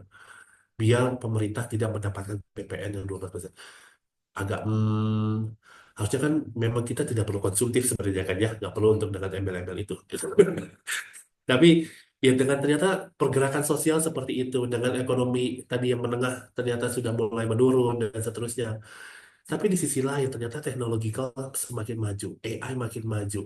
AI sekarang nggak perlu kita harus melihat ChatGPT yang $20 per ini, tetapi ternyata ada satu akun di mana yang udah ada ChatGPT-nya apanya, hanya dalam satu akun dan bisa lebih murah gitu ya. Oh ternyata itu juga bisa mengukur, itu cuma salah satu ya, pasti akan harus melihat yang lain juga. Legal, even sampai ke environment itu sendiri. Jadi ternyata begitu kita pengen lihat dan kita gabungkan dengan bisnisnya kita atau bisnis organisasinya kita gitu ya, itu apakah ada ngaruhnya nggak sih? Mau kemana? Jangan-jangan kita ternyata akan stuck nih di tahun 2025. Atau jangan-jangan kita harus melakukan inovasi. Begitu kita harus melakukan inovasi baru, berarti tadi kalau kita masuk ke dalam strategic workforce planning-nya, salah satu yang memang harus dikuatkan apa? Skills. Skill yang seperti apa? Skill yang memang keluar out of the box misalnya. Ini baru misalnya aja. Nah, makanya kenapa Pestel pada saat kita nanti menganalisa strategic workforce planning, janganlah kita melihat internalnya saja, tetapi kita juga lihat keluarnya seperti apa. Dan kalau bisa juga sampai ke quarter five forces. Mungkin teman-teman di sini tahu, ada beberapa yang tahu, ada beberapa belum. Tapi saya sedikit jelaskan, quarter five forces itu akan melihat bagaimana bisnis organisasinya kita itu apakah cukup kompetitif atau tidak. Apakah kita masih bisa gampang bertahan atau enggak. Gitu ya. Contoh, saya mencoba mungkin lebih kepada TFI. TFI itu adalah Talent Fit Indonesia yang memang level HR consultant. Kalau mau dibilang banyak player baru, banyak banget. Apakah gampang masuknya? Gampang banget gitu ya. Apakah memang orang sekarang HR manager aja begitu, HR head gitu ya, begitu resign langsung mengatakan saya sebagai konsultan gitu kan. Jadi segitu gampangnya. Dengan segitu gampangnya berarti apa sih yang akan menjadi competitive advantage-nya kita? Kita harus berpikir ke sana. Dan untuk bagaimana kita bisa mendapatkan itu, berarti kan kita harus menggerakkan para karyawannya kita. Nah, bagaimana cara karyawan kita? Ya, itu adalah tugasnya kita dalam HR. Lalu, apa sih key organizational business objektifnya? Mungkin 2 sampai 5 tahun. Kenapa sampai ada duanya juga? Ya tadi ya, 5 tahunnya kita pengen lihatnya adalah dreams-nya, tapi 2 tahunnya adalah goals-nya mau kemana sih? Gitu. Dan apa sih 3 sampai 4 large scale challenges that may affect the achievement of this objective itu sendiri, dan what the implication of the organization objective for different parts of the organizations. Jadi apa aja sih implikasinya tadi ya kalau kita bicarakan tentang PPN tadi 12 masuk ke dalam sales, mungkin sales akan kesulitan. Begitu sales kesulitan berarti kita harus mencari cara baru. Begitu cara baru berarti marketingnya harus masuk. Nah, marketing berarti harus memikirkan terkait tentang misalnya menggunakan teknologi karena tadi sudah menggunakan AI dan seterusnya. Jadi kita sudah harus ada implication ke depannya. Gitu. Jadi makanya nanti kalau kita lihat ke bawah sini bahwa alignment, understanding approach sama resource dan data ini mulai dari building, consolidating sampai integrating ini ada ini ya. Jadi teman-teman nanti bisa baca karena nanti ini juga akan di-share sama tim. Jadi bisa dicek dulu ya. Nanti bisa baca sendiri. Tapi kalau memang sudah sampai ke tahap integrating berarti udah cukup bagus sehingga kita bisa tahu demand-nya itu ke depan tuh mau seperti apa sih, growth strateginya mau gimana sih, produk strateginya seperti apa sih, apakah ada customer strateginya gimana sih, apakah STP-nya masih yang sekarang atau STP-nya berbeda gitu ya. Nah itu juga harus semuanya kelihatan semua kalau sudah integrating. Lanjut. Nah yang nanti yang kedua adalah compare. Setelah kita align, oke kita sudah tahu nih bisnis mau kemana dan seperti apa. Lalu kita compare. Nah, compare itu ada 2 analisis. Ada internal analisis dan ada external analisis. Yang kita compare apa? Kembali, karena kita adalah HR dan kita masuk ke dalam strategic workforce-nya. Sehingga yang kita compare adalah people-nya. Bagaimana kita lihat people untuk menuju ke sana. How are the current employees divided into useful workforce segment and have a group for development, retention, and mobility? And are the required capabilities readily available, apakah yang dalam internal sudah ada, atau sebenarnya kita harus ngambil dari market. Kalaupun ada, how well? Apakah sudah cukup bagus atau sudah cukup eh, membantu atau enggak gitu ya. Dan how flexible is the workforce itu sendiri? Apakah memang kita butuh sampai ke full time appointment atau jangan-jangan tadi seperti yang tadi saya bilang ada yang namanya tapping the hidden workforce. Alias kita bisa menggunakan freelance, kita bisa menggunakan yang namanya, oh ternyata kegiatan-kegiatannya sangat clerical nih, misalnya kalau clerical segini banyak dan tidak terlalu confidential, apakah kita bisa menggunakan anak magang? Kan magang juga ada yang berbayar dan tidak berbayar, kan ya lumayan. Jangan ditiru. Ya magang atau mau pakai menggunakan outsource gitu. Nah, outsource-nya bisa jadi apakah mau manage service? Kalau manage service kan begitu orang itu nggak ada ya harus ada gantinya gitu kan ya. Atau mau perorangan, nggak masalah. Jadi, tapi kita tidak perlu harus berpikir bahwa semua orang adalah karyawan tetap. Nah, selain dari internal analisis yang nanti kita lihat dari business planning sama talentnya yang ada di dalam, tapi kita juga harus melihat eksternal analisisnya itu sendiri. Apakah memang ada nggak sih di Indonesia misalnya atau di Jakarta itu sendiri? Oh, kita mah memang misalnya nih polosinya kita masih WFO di Jakarta. Berarti kita harus mencari orang yang mau ke Jakarta misalnya. Ada nggak sih orang yang memiliki kemampuan yang kita inginkan, tapi mau WFO di Jakarta? Nah, itu juga harus diperhitungkan juga, gitu ya. Jadi nggak perlu, oh ya ada sih, tapi maunya di Jogja misalnya, atau nggak maunya di Bali, atau nggak karena ada orang Indonesia, tapi ada di London. Nah, mau nggak mereka pilih di Jakarta? Nah, kan harus kembali berpikir lagi, apakah polisinya kita harus diganti atau sebagainya, gitu. Jadi kita juga harus melihat itu semua juga. Dan nanti dari eksternal itu juga nanti akan ada workforce impact-nya seperti apa. Nah, kalau kita tahu bahwa tadi ya, kita sudah tahu bahwa internal seperti apa dan alignment-nya seperti apa, sehingga kita tahu nih gap-nya bagaimana. Itulah yang memang dibilang yang namanya strategic workforce planning itu sendiri. Yang akan kita lihat adalah gap-nya. Gap filling as a strategic workforce planning yang nantinya pasti adalah struktur organisasi yang tepat untuk bisa dapatkan si demand yang kanan ini, strategic people size and placement-nya itu sendiri dengan skill-nya dan strategic kompetensi and development-nya sendiri sampai ke cost planning-nya untuk bisa melakukan sampai ke demand itu sendiri. Gitu. Yang nanti biasalah ya yang namanya kita akan pasti melihat HR need forecast sama HR supply forecast. Apakah kita surplus atau defisit, nanti akan ada yang namanya action plan itu sendiri. Nah, tahap ketiga yang tadi dibilang adalah identify. Yuk kita coba masuk ke dalam. What are new capabilities will be needed and what level itu sendiri. Jadi sudah kita tahu nih secara internal analisis seperti apa. Oh, oke, kita punya. Ya kadang-kadang kayaknya kita punya deh. Kayaknya kita punya talent deh. Oh, ada nih kayaknya kita harus develop tapi develop sedikit-sedikit deh gitu. Oh, ada kok eksternal tapi kayaknya kita butuh begitu walaupun kita akan accept atau kita eh, rekrut, tapi kita juga harus develop dulu misalnya ya. Nah, itu yang nanti akan kita masuk ke dalam identify. What new capabilities we needed juga. Oh, ternyata capabilities yang sekarang dibutuhkan adalah misalnya prompt AI alias prompt ChatGPT misalnya. Apakah semua orang udah bisa atau belum? Oh, ternyata Excel aja masih susah. Mau klik 2 kali aja sulit. Mau pakai cut aja nggak bisa kontrol X juga. Harus pakai klik kanan. Dan seterusnya. Waduh, mau prompt gimana? Atau jangan-jangan langsung prompt aja boleh gitu kan ya. Itu juga bisa. Are new capabilities available atau enggak? Gitu ya. Oh, ternyata prompt belum ada nih.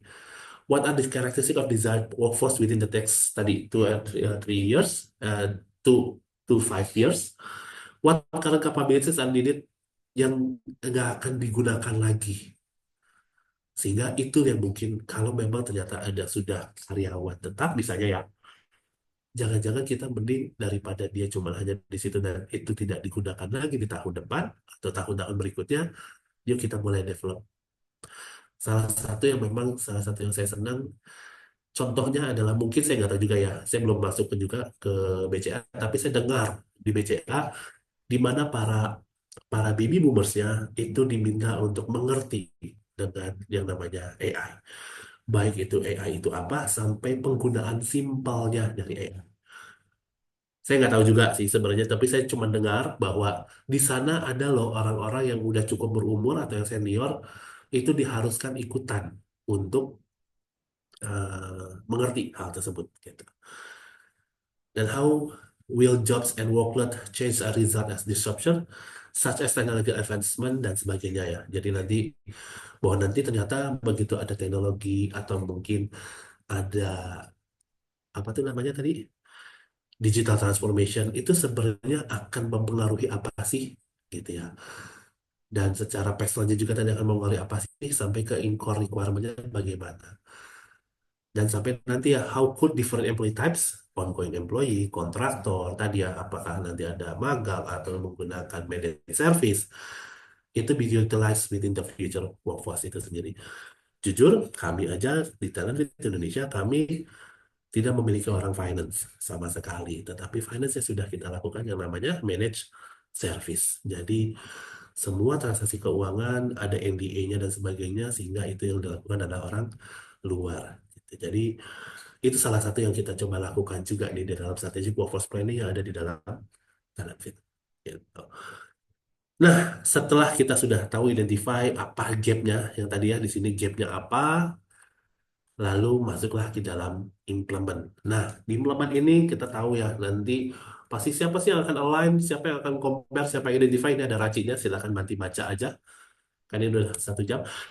Jadi, what needs to be done to achieve the desired future state and who will do that? Jadi ini sudah langsung mengatakan who will do that. What is the plan for bridging and the gap between the current and future workforce in the next years? And will current position need to be recruited or nanti aja? And has a strategy for recruiting a diverse group of candidate will be developed atau tidak? Dan nanti implementnya seperti apa? Inilah kita masuk ke dalam how to apply the strategic workforce itu sendiri.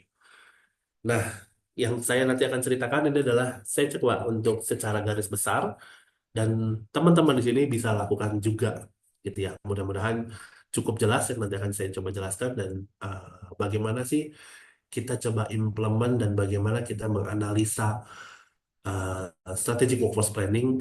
Tapi kalau kami tadi ya kembali lagi bahwa ini adalah cara kami. Cara kami adalah menggunakan yang namanya bisnis proses. Mohon maaf di atasnya adalah di dalam WLA proses, tapi memang biasanya kita melakukan bisnis proses analisis melalui pada saat melakukan workload analisis. Sehingga kita tahu bahwa setiap aktivitasnya, setiap prosesnya, even bagaimana mereka melakukan preparing meeting aja itu dari step 1, step 2, step 3, step 4, step 5 baru meeting. Nah, itu yang akan kita identify. Setelah kita melakukan mengidentifikasi bisnis proses dan kita lakukan validasi lah ya, ini akan validasi, nanti kita akan langsung analisa dulu yang pertama.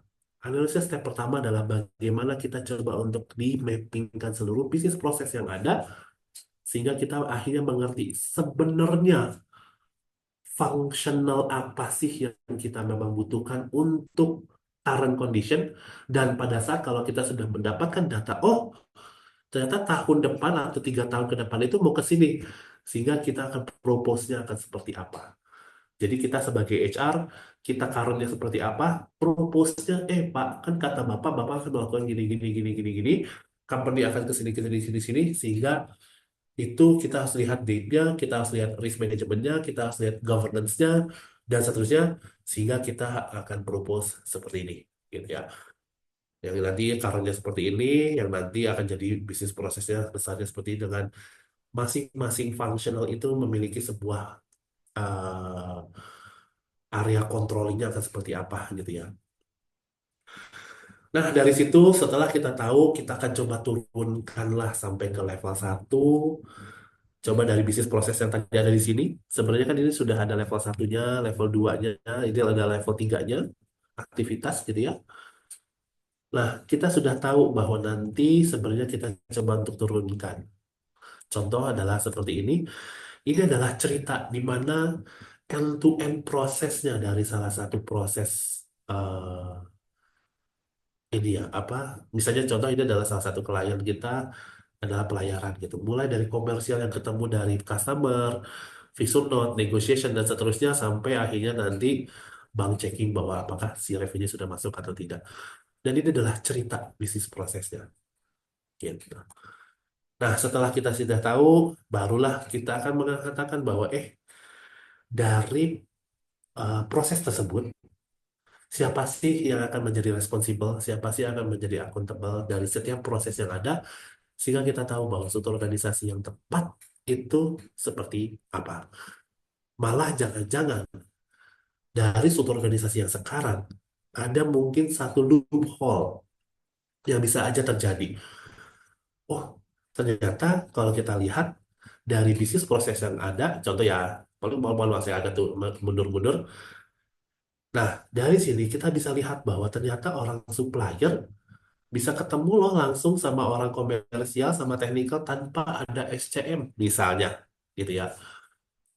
Dan pada saat kita propose-nya, kita masukin adalah supply chain manajemennya. Jadi yang ketemu supplier hanya satu pintu, yang ketemu customer hanya satu pintu, sehingga governance yang masuk. Nah, dari situ, jadi jangan mengatakan bahwa, oh strategic workforce planning itu langsung nanti akan melinkan struktur organisasi. No, bisa jadi struktur organisasi yang kita propose malah menutup loophole yang ada. Jadi kita akan ada new function misalnya. Atau jangan-jangan yang tadinya struktural, oh ternyata dari bisnis proses, ternyata mereka adalah spesialis. Kenapa nggak jadi spesialis aja?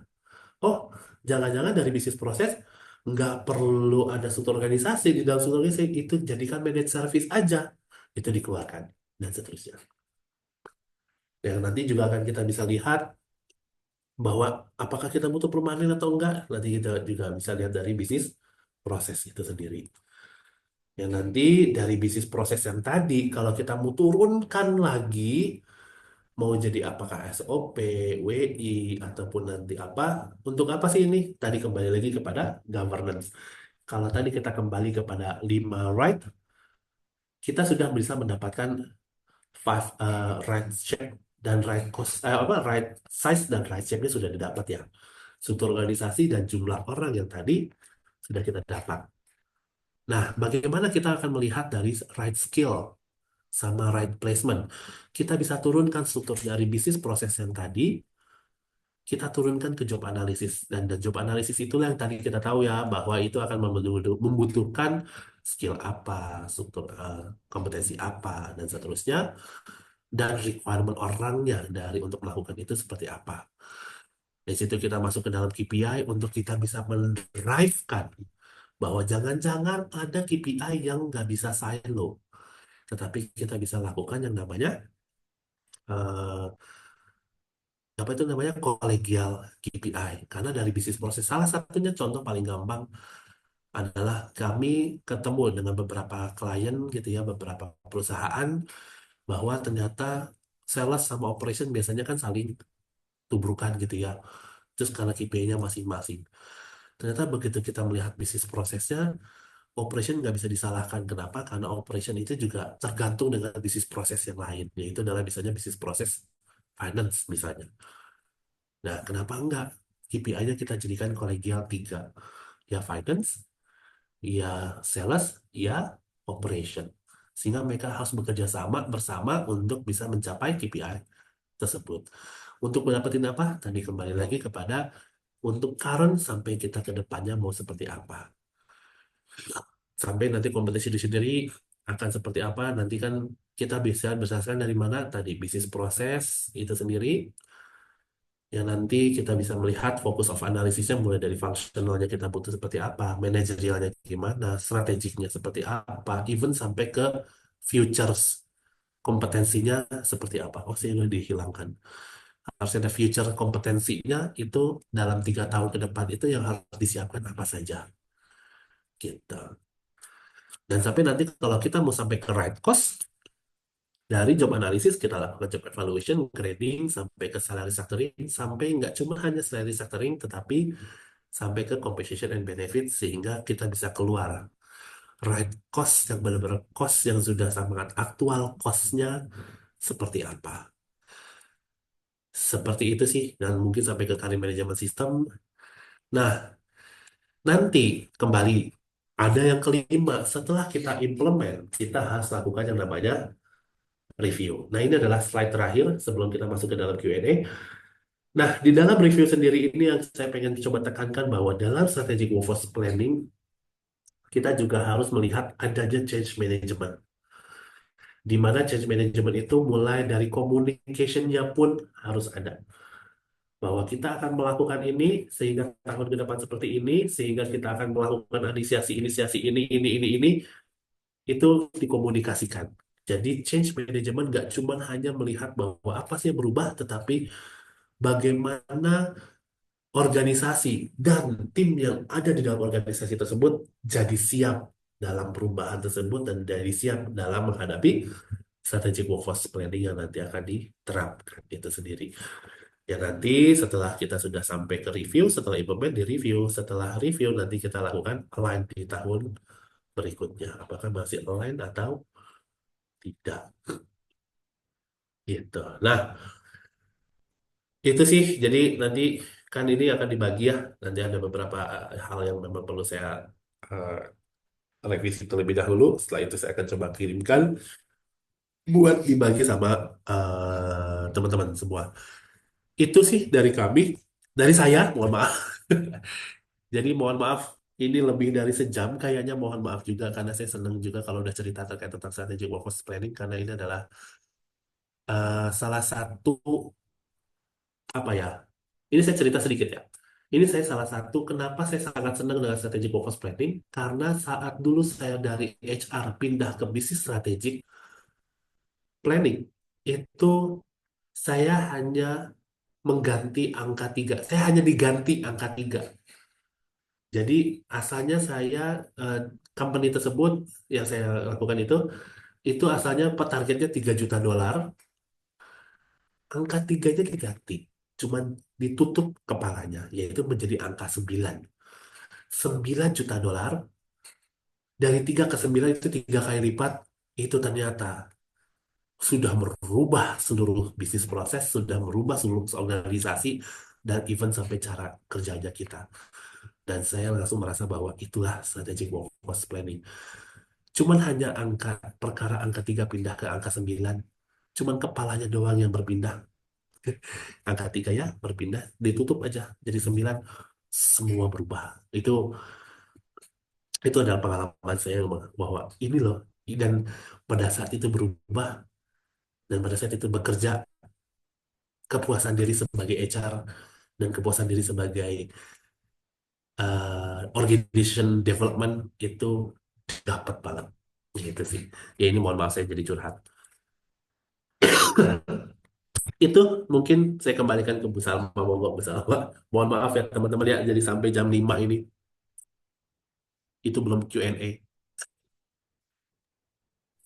Baik, terima kasih Pak Resya atas materi yang sangat insightful. Nah, baik sekarang kita masuk ke sesi tanya jawab. Namun sebelum kita beralih ke sesi tanya jawab, akan ada sedikit penayangan terlebih dahulu nih dari Talentpad Indonesia.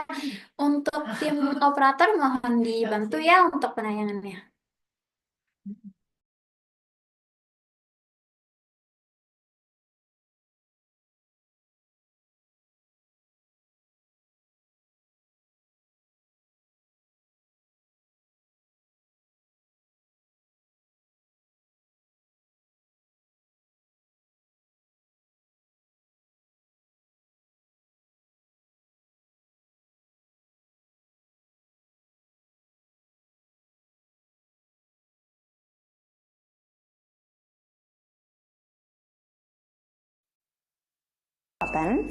People Assessment dan Rekrutmen Manajemen.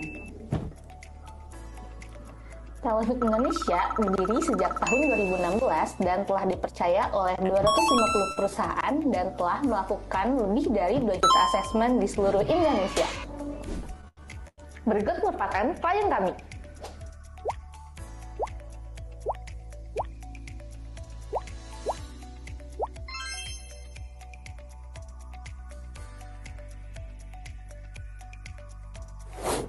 Servis kami meliputi HR Strategic Stream dan HR Operation Stream. HR Strategic Stream, Organization Analytics. Organization Analytics meliputi Organization Setting, Workforce Analysis, Talent and Performance Management, Job Analysis and Evaluation, dan Change Management. People Analytics. People Analytics meliputi Psychometric Online Assessment, Virtual Assessment Kompetensi, Safer English Assessment, Gamification Assessment. Talent Strategic. Talent Strategic meliputi Talent Strategic Acquisition, Talent Management. HR Operation Stream, Background Check, and HRIS. For further information and inquiry, contact us here.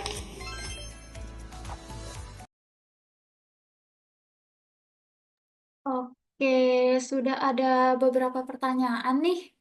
Mbak Helen mungkin berkenan untuk menyampaikan pertanyaannya secara langsung dengan on mic.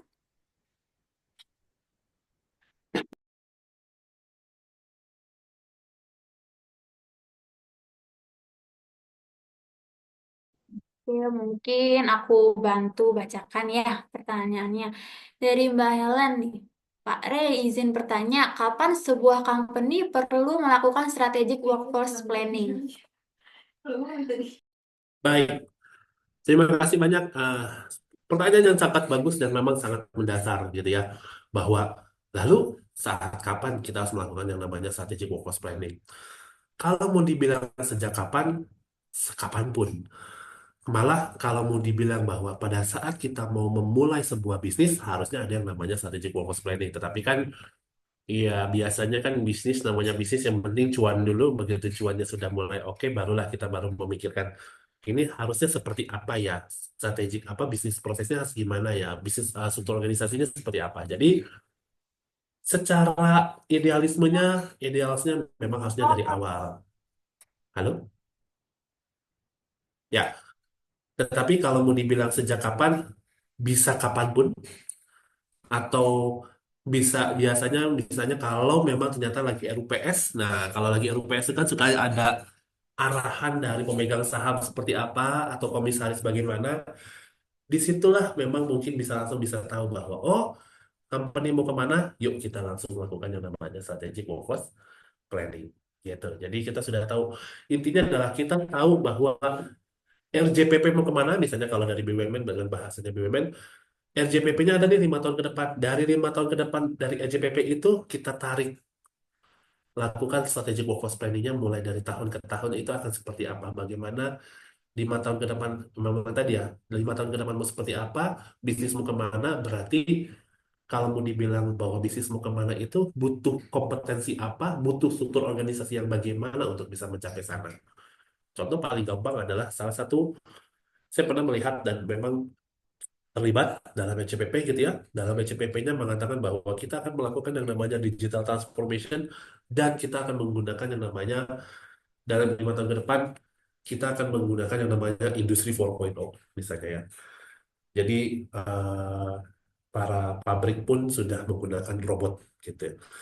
Nah, kalau sudah seperti itu kita sudah langsung bisa tahu bahwa ke depannya berarti mau nggak mau tadi salah satu yang memang menjadi pertanyaan, apakah operator pabrik masih dibutuhkan atau tidak? Mungkin tidak. Mungkin hanya orang-orang yang bisa mengoperasikan para robot itu saja yang memang dibutuhkan. Contoh kalau kita lihat di beberapa pabrik yang sudah pakai robot itu cuma hanya butuh 2 dibandingkan yang tradisional pabrik yang memang akhirnya cukup banyak gitu ya. Nah, itu satu. Jadi pada saat kita bisa tahu bahwa oke, ke depannya mau kemana, disitulah kita coba untuk masuk. Itu sesederhana itu sih. Tapi pasti tidak sederhana. Karena untuk mendapatkan NCPP-nya seperti apa, atau apalagi kalau perusahaannya bukan yang terbuka gitu ya dalam NCPP, pasti akan agak sulit untuk dapetin mau kemananya. Gimana owner aja gitu misalnya kan ya. Itu curhatannya anak-anak. Gimana owner aja. Gitu. Oke, lanjut mungkin. Oke, lanjut ke pertanyaan yang kedua. Dari Mbak Riana. Mbak Riana, apakah mau mengajukan pertanyaan secara langsung? Silakan untuk Panmai.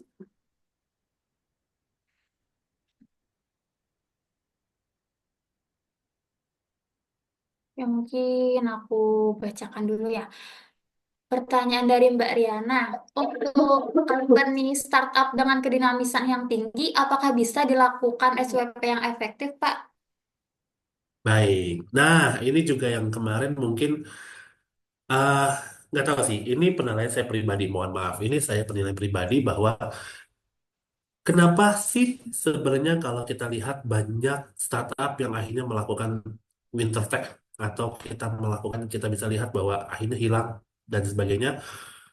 Dari beberapa yang saya ketemu dengan beberapa startup, satu common mistake menurut saya, kembali lagi ini menurut saya, ini mau pribadi, menurut saya adalah tidak adanya yang namanya SWP. Kenapa?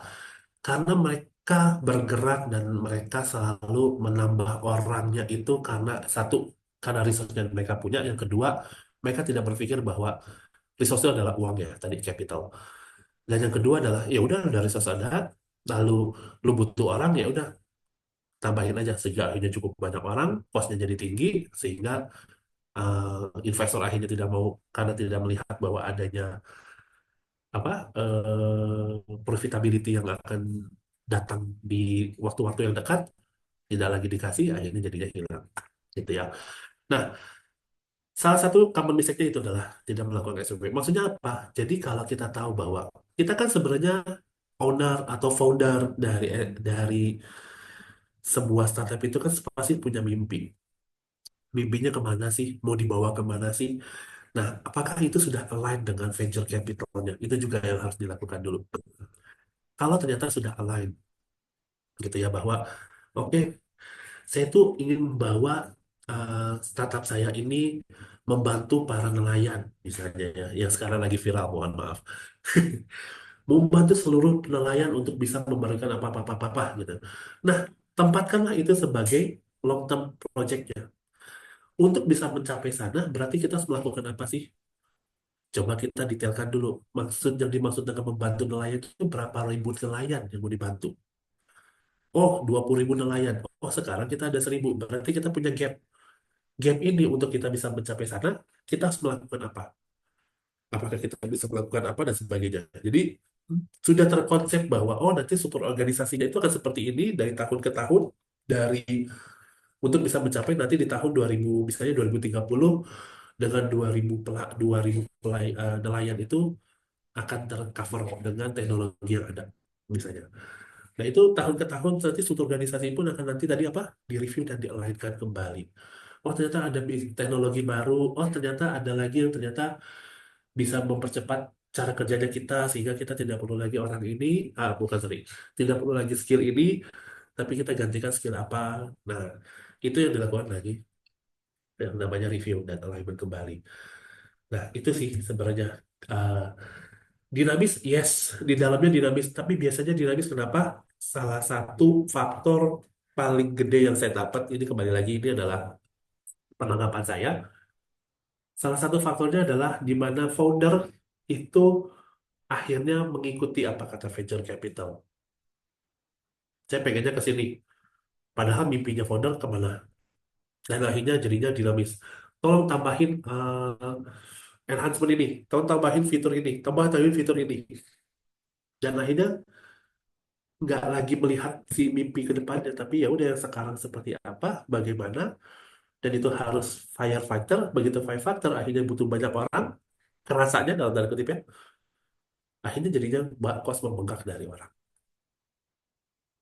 Tuh, nggak tahu sih ya, ini mungkin saya nggak bisa generalisir, tetapi ini adalah yang saya temukan di beberapa startup yang pernah kami tangani juga, dan yang saya temukan dengan beberapa teman saya juga sebagai founder startup gitu. Jadi karena bisa, asalkan memang dari awal mau lakukan itu, sehingga SWP-nya bisa tadi 3 sampai 5 tahun, 3 sampai 5 tahun gitu. Karena balik lagi, SWP untuk long term, bukan praktikal. Jangan-jangan nanti takutnya Mbak Ariana kelihatannya tactical workforce planning lagi.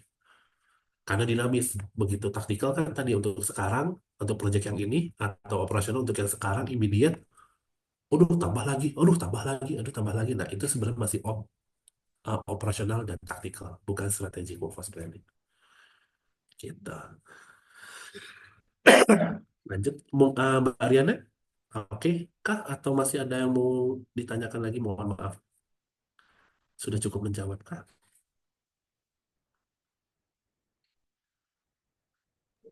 Baik, terima kasih. Kita lanjut ke pertanyaan yang selanjutnya. Pak Julius Respati, apakah mau mengajukan pertanyaan secara langsung?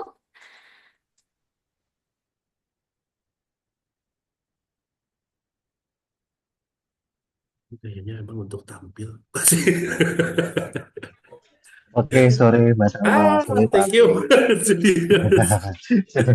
Oke, ya ya ya. Saya Julius perkenalkan. Izin bertanya mengenai Jokos Planning. Sebetulnya saya juga baru mempelajari Jokos Planning baru ini. Sebenarnya paling praktisnya bagaimana sih ketika kita ngomong Jokos Planning dibandingkan dengan tunjangan antara keterampilan generasi yang lebih boomers dan teknologinya, tapi sosialnya oke. Gitu. Dibandingkan dengan generasi yang baru, teknologinya oke, tapi attitude-nya nggak oke. Kurang, bukan nggak oke, apa bilangnya, ya masih, ya memang tadi begitu untuk sosialnya. Itu gimana sih untuk membuat user planning Ya, yang applicable gitu Pak. Thank you Pak. iya. Yes, ya. Thank you Mas Julius, dan memang ini juga pertanyaan yang cukup sering juga ditanyakan. Ini gimana ya dengan Gen Z ya, para ibu-ibu boomers kami, terus gimana, mau seperti apa? Nah, salah satu yang memang kenapa kami kembali lagi kepada bisnis proses saat itu ya, ini aplikasi yang kami lakukan. Kenapa kita melakukan dari bisnis proses kembali? Karena dari bisnis proses sendiri itu akhirnya kita bisa lihat aktivitas-aktivitas mana sih yang sebenarnya membutuhkan kompetensi apa. Kalau memang ternyata kompetensinya sangat teknologi savvy banget, yang memang itu butuhnya adalah orang-orang Gen Z, tempatkanlah Gen Z-nya di situ. Jadi memang ini kembali lagi kepada nanti long term-nya seperti apa ya, karena kan nanti kembali lagi tadi bahwa nanti setelah kita identify internal, kita harus develop seperti apa, itu cerita lebih dalamnya lagi ya. Tapi kalau secara kita mau melihat dari bagaimana sih cara kita mau membagikan lah istilahnya ya terkait tentang spesialisasi-spesialisasi dari antar generasi, kami biasanya kenapa kami membawa dari bisnis proses, karena dari situ kita bisa melihat dari setiap aktivitas sendiri, aktivitas mana yang tadi kalau kata dari Mas Julius benar gitu ya, salah satu dari baby boomer itu adalah sosialnya dan kerja kerasnya mau sampai tengah malam pun nggak masalah gitu ya. Sedangkan kalau Gen Z begitu lembur aja dipertanyakan gitu kan, kenapa saya lembur? Nah, ternyata kita bisa bisa dibuat. Jadi pada saat kita melakukan yang namanya bisnis proses dari aktivitas per activity, kita bisa langsung melihat juga bahwa aktivitas mana yang sebenarnya bisa dilakukan oleh mereka, dan aktivitas mana, bisnis proses mana yang kita bisa pindahkan kepada teman-teman dari gen-gen berikutnya. Nah, kalau generasi Alpha saya masih belum ada gambaran, walaupun banyak yang bilang Alpha itu akan seperti apa namanya, generation apa, strawberry ya. Nah, tapi kan itu masih baru reka-rekaan, jadi saya nggak tahu dan saya nggak mau juga ngebahas itu. Tapi yang kita bisa lihat, Gen Z itu bagus. Kalau ini tim-tim talent fit adalah Gen Z, hampir semua, termasuk saya. Jangan protes. Saya udah melihat ada beberapa yang protes. Nah, Gen Z itu intinya adalah bagaimana mereka bisa diberikan sebuah instruksi yang tepat, jelas, dan memang tahu hasilnya mau seperti apa, gitu kan ya. Selama itu jelas dan tepat, sebenarnya mereka juga kalau Nggak tahu sih ya, mohon maaf ya kalau saya salah ya teman-temannya. Di sini banyak tim saya, mereka lembur pun nggak masalah, yang penting jelas.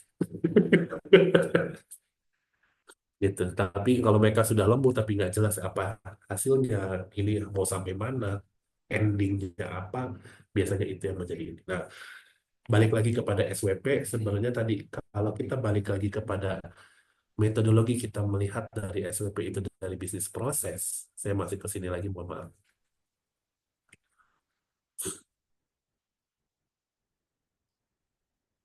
Dan kita sudah bisa menganalisa bahwa aktivitas mana sih yang sebenarnya memang sudah bisa diklasifikasikan gitu kan ya. Itu kita bisa tahu sebenarnya, even sampai ke kompetensi tadi, kompetensi mana yang nanti di 3 tahun ke depan udah tidak akan ada. Kenapa? Karena aktivitasnya pun tidak akan ada juga. Begitu aktivitas tidak ada, kompetensinya ternyata itu sudah spesifik untuk di situ, berarti kita nggak membutuhkan itu. Nah, kalaupun tidak membutuhkan, berarti bagaimana kita bisa mengdevelop. Balik lagi tadi, salah satu contoh yang mungkin saya pernah dengar di BCA, bahwa mengatakan bahwa semua para baby boomer, Gen X, itu diminta untuk mempelajari AI dan bagaimana membuat prompt. Gitu. Jadi, ya minimal yang simple-simple nggak masalah kan ya. Yang penting mereka bisa sampai ikutan. Jadi nggak tertinggal dengan yang lain. Itu Mas Julius. Mohon maaf kalau masih belum ini ya, masih belum puas karena banyak nih kayaknya pertanyaannya ya Bu. Sama. Oh, lanjut aja dulu. Nanti kalau Oke, emang thank ada you Pak pertanyaan Rey. lanjutan, Udah puas Pak. Udah oke, puas Pak. thank you. Thank you. Lan- Lanjut. Oke, baik Pak Julius atas pertanyaannya. Oke, kita lanjut ke pertanyaan selanjutnya nih dari Pak Sandi Gilang. Untuk grup yang terdiri dari beberapa perusahaan, SWP dilakukan di grup dulu atau di tiap perusahaan ya Pak? Lebih baik di grup dulu. Kenapa? Tergantung sih sebenarnya. Ini grupnya apakah memang mereka 99% menguasai dan bisa mencawe-cawe atau enggak. Kan kembali lagi kan seperti itu ya. Karena ada beberapa grup, ya kami grupnya ini, tapi 50-50, ya nggak bisa cawe-cawe. Atau ada cawe-cawe yang lain gitu. Oh, kami grupnya misalnya sebuah perusahaan cukup besar di Indonesia, tapi ternyata 60%-nya adalah dimiliki oleh negara lain. Mereka mengatakan grupnya, tapi nggak dalam grup juga dalam tanda kutip. Jadi kalau mau dibilang apakah bisa cawe-cawe, ya nggak bisa cawe-cawe juga. Nah, kalau memang, jadi ada dua kejadian itu. Yang pertama, kalau memang ternyata fully kendali, ke holdingnya dulu. Holdingnya seperti apa baru turun. Sampai ke anak perusahaannya, subsidiarinya. Tetapi kalau yang tadi, sendiri-sendiri. Gitu. Kami soalnya pernah melakukannya dua hal itu juga sih. Gitu, jadi ketemu dari dua tipe begitu. Itu. Lanjut. Oke, Eh, lanjut gitu ya ke Mas Sandi ya, mohon maaf ya. Jadi gitu cepet aja.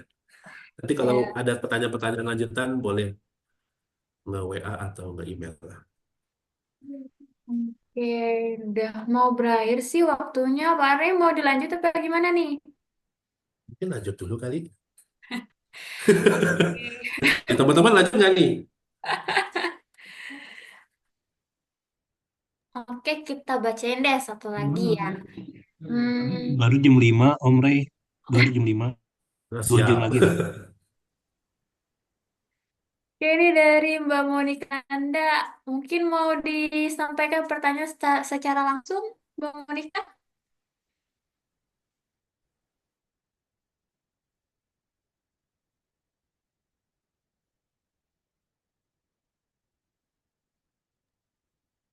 Ya, oke. Ini kita bacain aja deh. Dari Mbak Monika, ada 3 pertanyaan. Pertanyaan yang pertama itu, apabila setelah dilakukan gap analysis disimpulkan bahwa kondisi saat ini oversupply, menurut pengalaman Bapak, bagaimana cara terbaik untuk menyelaraskan jumlah tenaga kerja yang oversupply dengan revenue perusahaan agar tetap efisien tanpa mengorbankan produktivitas dan kualitas layanan? Yang kedua itu bagaimana menghitung HCROI dalam situasi oversupply tenaga kerja dan langkah apa yang dapat diambil untuk meningkatkan hasil investasi SDM. Apa strategi terbaik untuk mengoptimalkan biaya tenaga kerja seperti pelatihan ulang, pengalihan peran, atau voluntary separation programs agar menghasilkan HCROI yang positif. Kemudian yang terakhir, bagaimana menyusun KPI baru untuk tenaga kerja agar sejalan dengan kebutuhan revenue seperti output per karyawan atau revenue per employee sehingga strategic workforce planning dapat terimplementasi dengan baik. Masya Allah sekali. Pertanyaannya panjang. Terima kasih Ibu Monica. Memang ini mungkin jadi yang terakhir aja kali ya karena udah 3 panjang dan berat. Nggak apa. Tapi kalau teman-teman nanti kalau masih ada pertanyaan silakan bisa menghubungi saya langsung aja by WA atau by LinkedIn. Dan juga ada di LinkedIn gitu ya. Nah, kalau untuk pembahasan pertama, sebenarnya kalau oversupply seperti apa dan bagaimana cara terbaik untuk menjelaskan jumlah tenaga kerja gitu ya dan revenue perusahaan. Kembali mungkin kita akan coba untuk melihat dari produktivitas itu mau dilihat sebagai apa? Apakah produktivitasnya adalah revenue per employee atau seperti apa? Karena kalau kita berpatokan kepada revenue per employee, karena kalau kita lihat di sini dengan revenue perusahaannya, kalau kita melihat dari revenue per employee dengan oversupply, revenue per employee pasti akan menjadi rendah. Tetapi kalau pas aja tadi the right size gitu ya, harusnya revenue per employee sudah bisa ditangkap gitu. Nah, permasalahannya adalah pada saat kita menentukan yang namanya target revenue per employee untuk produktivitas itu dilihat dari current. Oh, sekarang orangnya ada 100. Sekarang kita misalnya revenue yang kita kecapai adalah 1000. Berarti 10 per employee. Itu yang akan menjadi standarnya. Kalaupun kita naikin revenue 20%, ya udah 20% aja. Jadi revenue-nya pun jadinya dari 10 jadi ke 12. Nah, apakah 12 itu nambah atau tidak? Itu kan tergantung dari nanti ya tadi ya dari jabatannya, dari gajinya, dari tunjangan-tunjangannya karena kan revenue per employee pun akan tergantung dari situ juga nantinya. Nah, kalau ternyata oversupply akan ada dua biasanya. Ada yang memang dilakukan secara pemutusan secara langsung alias separation gitu ya. Kalau oke, karena kita sudah yakin dengan hasil analisanya, kita sudah yakin juga bahwa bisnis proses memang harus berubah seperti itu. Tapi pada saat kita mau melakukan yang separation langsung, itu harus ada yang namanya lakukan dengan change management. Alias kita tidak boleh langsung, oke kita langsung putus ya, kita ini yang seperti dilakukan oleh beberapa perusahaan sekarang tinggal cuma pakai WA gitu ya. Kamu putus tidak ada melihat manusianya sebagai manusia. Saya tidak menyarankan itu. Tapi bagaimana itu bisa bertahap gitu ya. Mulai dari adanya komunikasi terkait tentang kita sedang terjebak dalam situasi apa dan sebagainya sehingga kita akan melakukan apa dari situ kita baru melakukan apa sehingga barulah pemutusan secara bertahap. Itu yang biasanya kita sarankan. Yang kedua adalah minus growth. Maksudnya minus growth apa? Pada saat ada yang resign, nggak perlu ada yang diganti. Karena apa? Karena begitu kita lihat bahwa secara WLA-nya atau secara workforce-nya, bahwa itu cuma hanya butuh 2 kok. Sekarang ada 5. Kalau resign 1, ya udah. Nggak jadi tetap harus ganti 1. Nanti tunggu aja terus. Begitu resign lagi, itu. Atau enggak yang kedua, kalau nggak resign, ya kita pindahkan. Ternyata ada orang yang apa under supply adalah dari oversupply jadi under supply. Ada yang kekurangan orang, ya kita pindahkan. Tapi kita lihat dari pemindahan orang itu harus lihat lagi apa kompetensinya. Apakah kompetensinya memang bisa langsung dipindah? Contoh kompetensi clerical atau kompetensinya ternyata kompetensi-kompetensi yang sangat-sangat teknikal. Kalau teknikal agak sulit gitu kan ya. Nah, kalau ternyata kalau cuma clerical dan sebagainya, ya pindahkan aja. Tetapi kalau, dan itu bisa lihat dari mana? Dilihat kalau kita lihat dari bisnis proses, ternyata, oh ini 3 orang, misalnya tadi ya, yang 5 orang, 1 orang tadi sudah keluar, dari 4 orang ini, ternyata clerical load-nya itu 2 orang loh, alias 2 koma misalnya. Nah, dua orang ini sebenarnya bisa digantikan. Entah itu jadi managed service atau jadi outsource, atau karena ini clerical, bisa dipindah ke tempat yang lain. Itu beberapa aplikasi yang memang langsung aplikatif, tapi nggak pakai apa-apa. Nah, saya juga pernah ada beberapa satu company yang ketemu sama presiden directornya, even begitu kita lihat analisa struktur workforce analisisnya, wah ini sesuai nih, sesuai dengan prediksi saya, emang kita oversupply 100 orang. Oke, yuk kita bahas satu persatu. Benar-benar bahas satu persatu dari setiap bagian, dan kita langsung beliau itu langsung si A ini kita akan langsung lakukan yang namanya golden check-in aja, yang ini kita akan lakukan pindahan, kalau ini yang lakukan ini. Jadi dari top down-nya udah lakukan dengan itu. Tapi sudah menggunakan data. Jadi awalnya pakai gut feeling, akhirnya menggunakan data sehingga beliau jadi lebih pede pada saat langsung mau ngobrol sama para direktur lain bahwa kita akan lakukan ini. Gitu. Lalu yang kedua, ya mudah-mudahan itu sudah menjawab untuk yang pertama.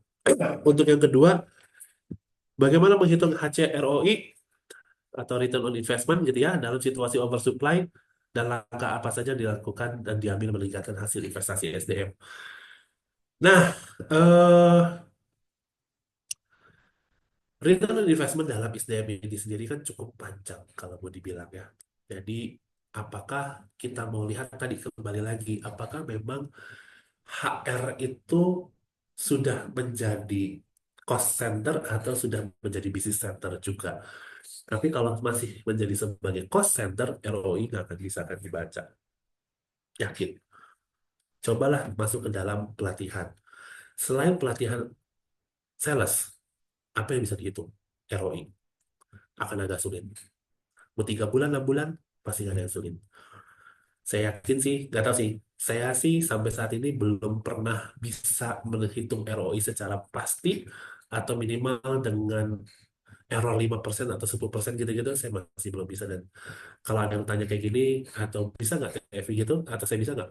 Saya biasanya nggak dulu deh. Karena selain kalau kita yang langsung terkait tentang technical gitu ya, terkait tentang technical baik tentang sales atau terkait tentang engineering gitu ya, itu bisa langsung secara hitung. Tapi begitu terkait tentang leadership, terkait tentang pengalihan peran, karena faktor X-nya cukup besar dan banyak. Jadi hanya hal-hal yang perlu kita hitung juga cukup banyak. Makanya jadi saya biasanya nggak ini sih. Jadi mohon maaf, kayaknya nomor 2 saya agak lewat dulu karena saya juga takut saya salah. Karena saya belum pernah melakukan itu juga. Gitu sih. Tapi kalau dari sisi dari strategic workforce planning, tadi kalau kita lihat kan sebenarnya tidak pernah ada kata-kata tentang ROI.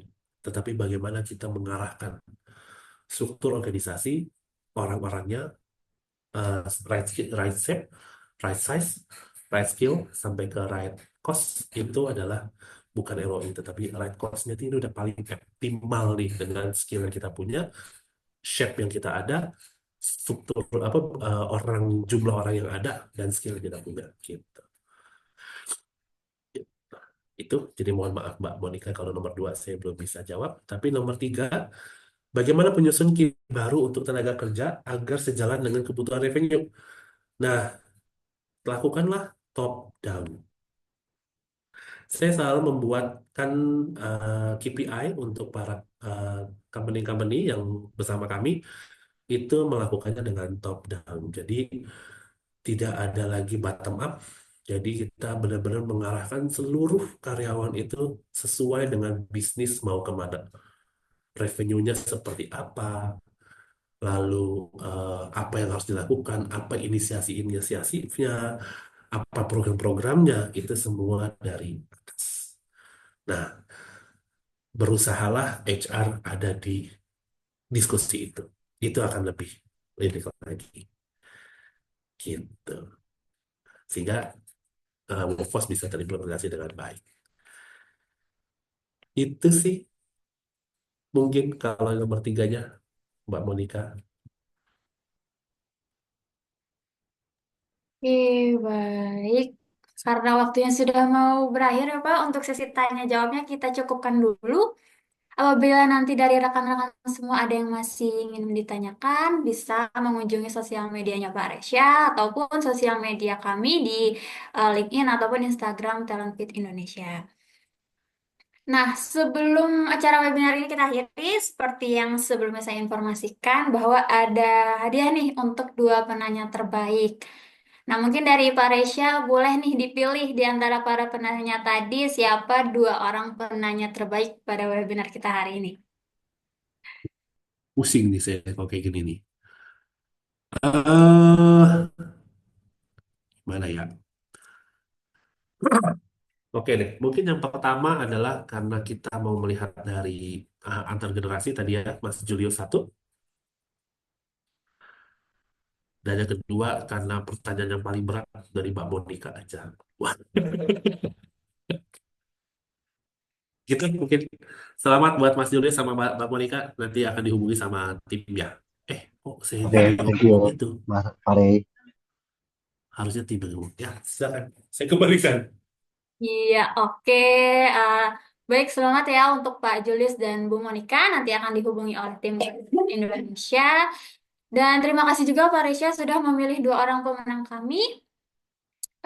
Mungkin sebelum kita akhiri, saya akan merangkum terlebih dahulu materi hari ini mengenai strategic workforce planning berkaitan dengan tantangan dan tren HR saat ini, di mana HR telah bertransformasi bukan hanya sekedar pekerjaan administrasi, namun juga menjadi pilar strategis dalam organisasi.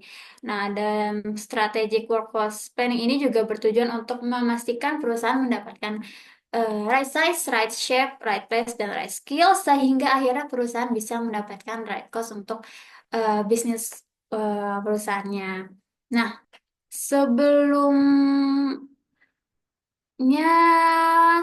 untuk yang mau klaim e-sertifikat bisa DM ke Instagram Talent Fit Indonesia. Nah, sekian dari informasi dan ringkasan dari saya. Mudah-mudahan apa yang disampaikan oleh narasumber kita hari ini bisa bermanfaat untuk rekan-rekan semua. Mungkin dari Pak Resya ada closing statement yang ingin disampaikan?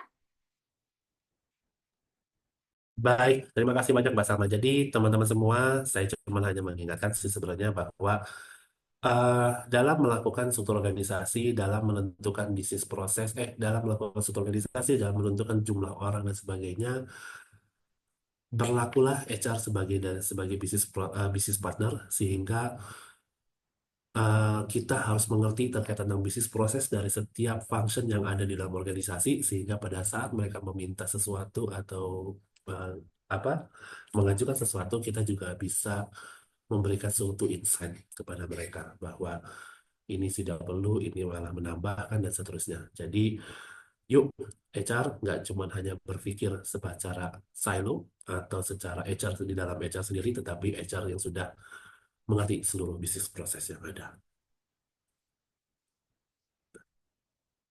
Terima kasih Pak Risha atas closing statement-nya. Mungkin dari rekan-rekan semua boleh nih disampaikan mengenai kesan pesannya pada webinar hari ini. Boleh ditulis juga di kolom chat.